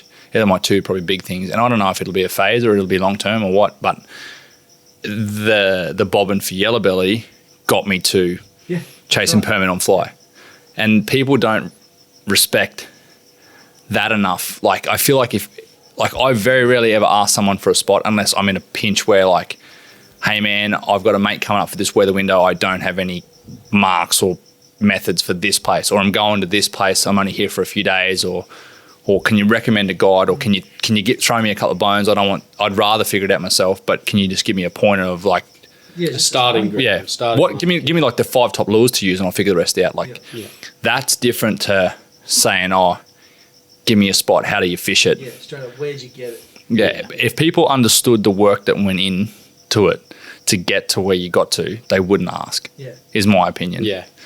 I feel. And I think they're not doing themselves a favor as well when it comes to you're missing out on the learning experience and like the fun that you have trying to work it out. Yeah. You're also hindering yourself. You're missing out on like I said, like I could have moved up here 5 years ago. I wanted to catch a permit. I could have got a guide and I could be the position that I am now 5 years ago. And I'm not saying that that's a bad thing, but like I've spent so much time on the water, and I feel like I've learned so much about fly fishing and the area and the flats and the, all that sort of stuff, just from spending time on the water. And I haven't caught a permit yet, but it's gonna happen. Yeah, and I'm very confident of it. But. And people don't appreciate the fact that, like, yeah, it's shit when you're there. Like barra's a grind. Consistent big barra's a grind, and there's a lot of donuts, and there's a lot of like standing there in the fucking heat on a cast deck, casting at barra that won't eat, like, and that's a constant thing, and it wears you down, and you get upset about it, and you hate it, and all that sudden. But then next weekend you're back there anyway. But I lost my train of thought then. The people don't appreciate the time you spend on the water, like the amount of sunrises that you see, the wildlife. How healthy it is for your mental, like hanging out with your friends, telling stories. Like there's memories there that, like some of my fondest memories of fishing are with mates that we had shit trips, caught 1 or 2 fish, but I still remember them like yesterday because I had a fat time just being there and being a part of it. And I think if your goal is to catch the fish, it'll happen if you're committed to the process. And I think that's the same with everything in life. Getting real philosophical now, but like I feel like it is. Like I feel like if you're consistent and you commit to the long-term goal, but don't try and go from the start straight to the end. Yeah. And just keep adding, like the permit we're trying to work out. Like every time we go there, we don't catch anything. It's not like, it's frustrating, but it's not disheartening. Yeah. Like we go, fuck, we've gotten closer. Like that day, the other day where we just found this, like there was a sister school. It was the most cloudy dog shit day. You wouldn't chase permit on it. You're an idiot if you're chasing permit on it. Cloudy dog shit day. And we're like, is that a moon? Yeah. Looked over and there's like a school of, I don't know how many, 20 at least. 20, yeah. 20 permit just mucking around us, doing circles. Didn't catch any of them. Yeah. But we found them, and that was the first time we found them on the flat. Like proper, yeah. So we're like, man, that's 3/4 of the battle done now. Yeah. Yeah, piece of puzzle. Yeah. It's exciting. I think so. Another one for like a tip if you're picking it up, like a tip if you're starting fly fishing, is like practice on the water. Like Yeah. so Yeah. much time practicing in the park and stuff like that, Yeah. just because like it was new and like you're learning to cast and that sort of stuff, and you Yeah. do it. And it's good. It's good to initial stage It is, to. but it puts you in bad habits too. Like you do it when the weather's good, Yeah. and you Right. do it without any you do it without any outside, like without any wind or anything like that. Or you just got a piece of leader tied on. Yep. Yeah. And you might be, man, I'm shooting this thing 80 feet and I'm letting that leader out. You gotta fly with a little bit of weight and you get a little bit of wind Yeah. like over the shoulder or something like that. Whole Yeah. thing goes to shit. And then you put yourself in that position where, man, I'm fucking good in the park. Like, Yeah. I can put that thing, I can hit that magpie 9 times out of 10, and the 10th time it's only an inch away. Yep. And then you put yourself on the water, Mm. you know it. Yep. Chucking It's a tangled, all that sort of stuff. Like, go down, even if it's got a clouds around you, just bang the bottom. Like, go down, it teaches you stuff about setting hooks, fighting fish, like Yeah. Line control's a big thing you as start well. Yeah. off learning Line on the control water, in the even if it's wind. just walking Yep. on the beach somewhere, like Yeah. Simple things like, to reference your point, chucking crabs, fly casting crabs into the wind on a boat is completely different to casting in a park. yeah, And like a simple thing like to value add, and a lot of people, I don't know if a lot of people do it or don't do it, I'm not real sure, but I seen a reel where a lady, I can't remember if April Vokey shared it or what, it was a lady on one of the fly fishing platforms that I follow on Instagram, shared a reel about when you strip your line out the first time, you cast it all out and then re-strip it back in.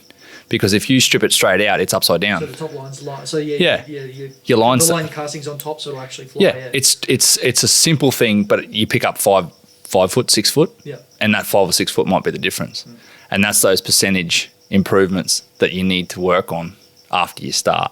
Yeah. It's weird, eh? It's a fucking, and that's, I think that in my brain, because I've fished for so long, I automatically process those things and can think practically about like those percentage changes. Whereas if you just start and you expect to go and like I'm in the location where these big barra are, for example, Yeah. and I'm here and I'm using this lure that this bloke said to use, or I got this lure off one of these guys on Instagram recommended it, and then you go there and you're like half cocked, and you don't realize you're half cocked, and then you fail, or you hook a big barra and you have gear failure or something, and then you dishearten and you want to quit.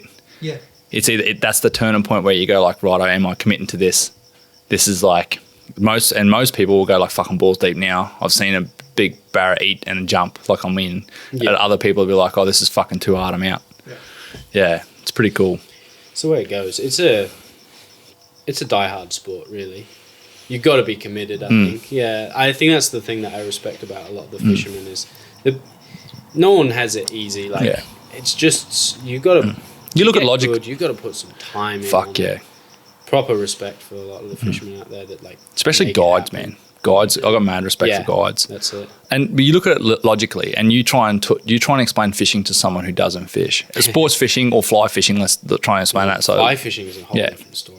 righto, man. I'm going out in my situation, 70 to 90 grand boat, and I'm filling up full of fuel, and I'm going to go run down the coast. Coming home with nothing. Yeah. Nothing but smiles. Like, I'm going to run down the coast, and I'm going to burn 100 litres of fuel at $2, whatever the fuck it is a litre, and I'm going to sit there in the sun and stare at the sand in the water for about the 6 foot deep, not even that, stare into the water. Get sunburnt. Get sunburnt for 10 or 12 hours. Probably won't see anything, man. And if I do see something, I probably won't catch it. But if I do catch it, I'll probably take one photo with it and let it go, and that'll probably be the only fish I get all day. And then I'm going to get in my boat, and I'm going to drive 100 litres of fuel back up to the boat ramp, and then I'm going to pull out, and then I'm going to drive 2 hours home. and you get home and this is going to go, how'd you go? You go, I had a great day. Yeah, and you had an awesome day, and I'll get off the ramp with the same enthusiasm as I did when I got on it, and they'll look at you and go, "You're a fucking lunatic." Yeah. Yeah. That's the thing, yeah. And I think that's the thing with people outside of fishing that go, like, fishing is catching fish, but it's really not for me. Like, man, like the places that I've been to and the things that I've seen, the trips that I've been on, the friends that I've made, like, just from fishing. Yeah. Like, some of the coolest stories, like I said, like you said, sorry, like some of the coolest stories, I'll start off with, like, man, we went down to this place and like we camped in this hut and it was winter time and we had to 4-wheel drive to get in there. Yeah. And it was epic and, you know, like all this sort of stuff. And then they go, oh, did you catch any fish? You go, oh, yeah, we caught some fish. Yeah. You know, it's like it's a one sentence of the story Yeah. where you go like, oh, It we is. caught some fish. It's like telling people how we slept on the reef. In Yeah. complete glass out. Like, Yeah. never seen the ocean so flat 90 kilometres offshore. And like, that's the bit you start with, oh man, we slept on the reef. You should have seen it. Like, fucking on the reef. Epic. Yeah. Like, oh, how was it? Oh, yeah, like the fishing was bullshit, but like just the experience of being out there and like, Yeah. Yeah. That's just it. how good the weather was. Yeah, well, my mate that came up from Western Queensland like 2 or 3 weeks ago, he's not he's a solid fisherman, fishing as long as I have too. But being out there, you don't get the opportunity to like get real deep into lure or fly or spearing or anything like that. So he was keen to come up and slay, and I was out of fishing the freezer, and he was just keen to come up and get into them. So we went out and bait fished most of it, and I jigged and vibed and we mucked around a bit, just to try and like fill the esky basically. And it was epic watching him just get bent. We had a spot where we found a mate of mine found some red ground, and we were sat up beside him in his boat, and he was like making coffees and talking shit, and we were sat up beside him, and there's this bite on Moonrise, and it was on Moonrise and a tide change. It just went off tap with reds and nannies, like, and I've never seen red fishing like it, like red emperor everywhere, and just fully so Damo, my mate, was fishing. He'd hook and either get busted off or sharked, or he'd get a fish. I'd take the rod off him and I'd already have a rod loaded up. I'd give him that rod, unhook that fish, or he'd bust off, I'd retie. And as he'd hook that whatever, or he'd busted off or whatever, I'd just give him another rod and he was fucked. And I was so happy that I was just able to just watch him just get and contribute to him just getting fingered the whole time. It was so good.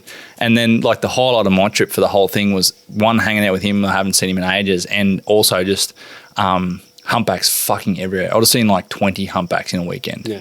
We left on, I think, Thursday afternoon and come back Sunday night. Yeah. And there was just humpbacks all over the place. I got some shots from the drone and just watching them muck around, like that was the pinnacle. And I think I came home on an oily rag. I had one 20-litre jerry can in the boat, and my boat holds 220, 230 litres. And I burnt a lot of it, man. Yeah. And it was worth every single penny, and I'd do it again tomorrow. 100%. Yeah. It's funny that even like the fact that you say it with humpbacks and stuff like that. Like so people that don't know, I study marine biology at JCU. I'm doing my PhD at the moment. But man, like people that like are at JCU doing that sort of stuff that would like kill to be out on the water and see humpback whales in the wild and stuff like that. Man, shit, we drive past like you know, dolphins in the Hinchinbrook Channel and turtles up on the flats and eagle rays and Platypus on the Mary. yeah, platypus. Yeah. I've seen platypus cruising through. I've like meter you away. Yeah. people And they're rare as rock and all oh shit. my God, you've seen a platypus. It's like you gotta like splash near them so they don't come too close to you and like Yeah. scare the shit out of you when you're fishing, not paying attention. Like Yeah. This you is see stuff and that it's just funny, like the stuff that and you definitely take it for granted, like You do. but it's the stuff that you go, oh yeah, and they're wicked, like you love Yeah. it, but nobody sees them. Like, it's cool stuff. That's like all the good, like, ethical, sustainable bow hunters say. It's the same thing. Like the kill is the most minute part of all of it. The kill is the necessity to taking meat home to feed your family or whatever, and all that. There's a whole eating meat sustainability side of it, and there's also just the 3 or 4 days in the bush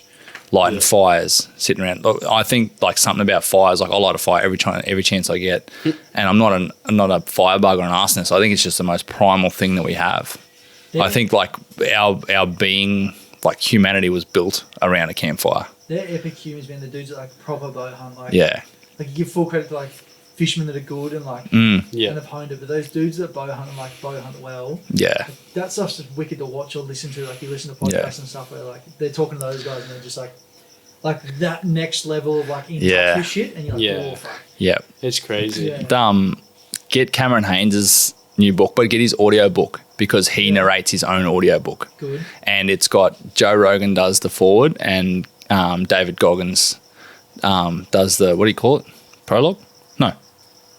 What's the two different ones? The forward, the start and the end. Yeah, right. Anyway, they do like basically a character reference. I can't remember what they call it. I'm not super book fucking savvy, but yeah. And Cameron Haynes narrates his own novel, and it's sort of like it's bow hunting reference because it shaped a lot of his life, but it's not specifically about bow hunting, and that's a perfect example of how a passion shapes who you are, and you don't look at the end goal of killing an animal or catching a fish. Yeah. It's not. That's a value add more than it is the purpose of it. yeah. That's sick. It's fucking really cool. I want to. We nearly got 2 hours. Yeah, right. Well, one more story because I want to know about this New Zealand trip that you did. I actually want to know what's going on. New Zealand was just like it was just a holiday. Like my partner and I did a holiday in New Zealand, but obviously like you two would be the same. You go somewhere, like you take a rod. There's always like an underlying agenda. Like we went and we were organising. And I said like I'm happy to do whatever you want to do. Like we'll go wherever, do whatever, but I want like a day on the water.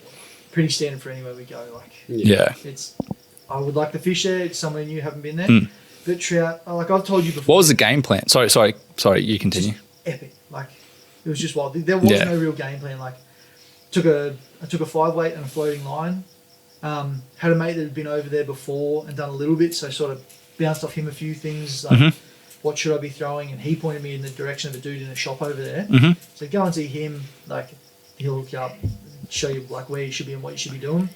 And we started in Wanaka and went to a lake near there, and like went for a cruise around and just sort of found a nice ledge. And the best about New Zealand is because you pay these, like we were talking about before, like for a fishing license. So then they accommodate so much for anglers. Like you walk through farmland in New Zealand, and when you get to a fence, there's a little step ladder that goes over the fence that's supplied by New Zealand Fish and Game, so you don't damage a farmer's fence, but you know that you can walk through. That's so good. Dude, it's phenomenal. Like there's 3 steps either side. It's got a handrail on the top. Like you just walk straight over. You're not damaging their stuff. Like you know you're allowed to be there, and you're walking onto these crystal clear like magic waters. Now we started at a lake, had a few shots at fish there, but was only fishing short leaders. Like I was saying, like used to just fishing like a 9-foot leader like I would here, and these things were cluey as because the water was so clear. Anyway, jumped on Google Maps as you do, was sitting like where we were staying, and I found just a little river that was just out of town from where we were staying. And I went, oh well, everyone reckons there's trout everywhere in New Zealand, like they reckon they're rampant. So pulled over, like went for a drive the next day, pulled over on the side of the road. Hadn't caught a trout up till this stage, like at all. And I reckon we walked 15 metres up this little creek, like from a fairly major road bridge. And I had a tiny little, I think they call them a willow grub. It's like a little yellow piece of foam on a hook. Put a cast down on this willow, man. Like it swung through a little brown, came up and ate it. The thing would have been 12 centimetres long. Yeah. Standing on the bank, like giggling like a little girl. Like, it was so good, man. This thing's come up, poked his nose out of the water and ate it. That's so good. Probably caught another 5 fish there, and then like quite a nice rainbow, which was really cool. And like I was like absolutely buzzing after that. So like had a bit of a bug for it, and sort of said to my partner, I was like, I'm going to need another day of this. Like, enough. We'll do whatever you want for the next couple of days, but I'd like another day. And then we went to Queenstown and fished the Matawa, that's how you pronounce it. And that was really cool. Like the way they set it up over there is like the river's split into what they call beats. So you might rock up, and if there's no car parked there, then that means like that's your beat for the day, and you go upstream to another sign that literally says like this is the end of your beat, and the next one starts here. So no one's fishing water in front of you.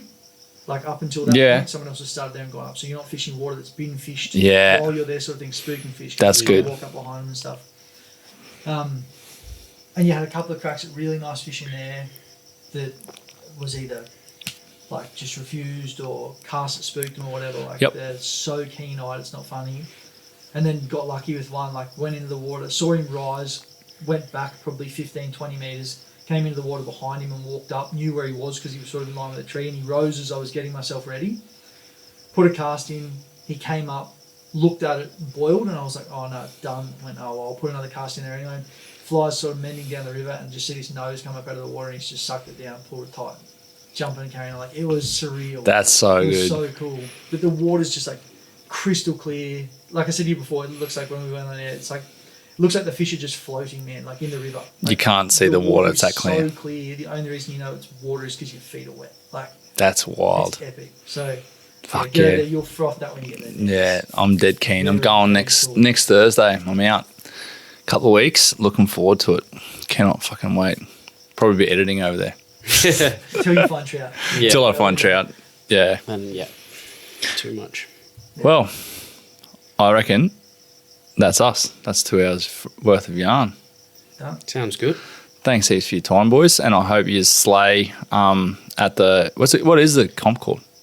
Hinchinbrook Fly Fishing challenge. Challenge. Oh, yeah, I think yeah. it is. Hey, The Australian Fly Fishers. Dave Bradley's set up, isn't it? Yeah, Australian Fly Fishing Outfitters. Yeah. Was Dave Yeah. Bradley's. Oh, it was. Now, Rodney, can't remember his last name. Yeah. He bought it off Dave Bradley. Oh, okay. Yeah. Yeah. Yeah. Yeah, So sick. Dave's, yeah. Yeah. What was Yeah, it Dave's? was Dave. In Yeah. forecast is. Forecast is ghetto skiffs getting bent. We're Ooh. catching. Oh, yes, sir. That's a positive vibe. I like was going to it. say shitty and windy. But It's That's gonna your be answer. shitty and windy, but It might be right. we'll by have the a weekend. might be right Yeah. by the comp. We're gonna try to do a bit of Shitty free now, but pre-fishing, but yeah, we'll see. We might come good. Nah, I'm keen. It'll be good. Just Yeah. good to get away. It's all about the experience, boys. That's all. Yeah, it is. It is. It is. It is. Right. Thanks, boys. No, thanks for having us.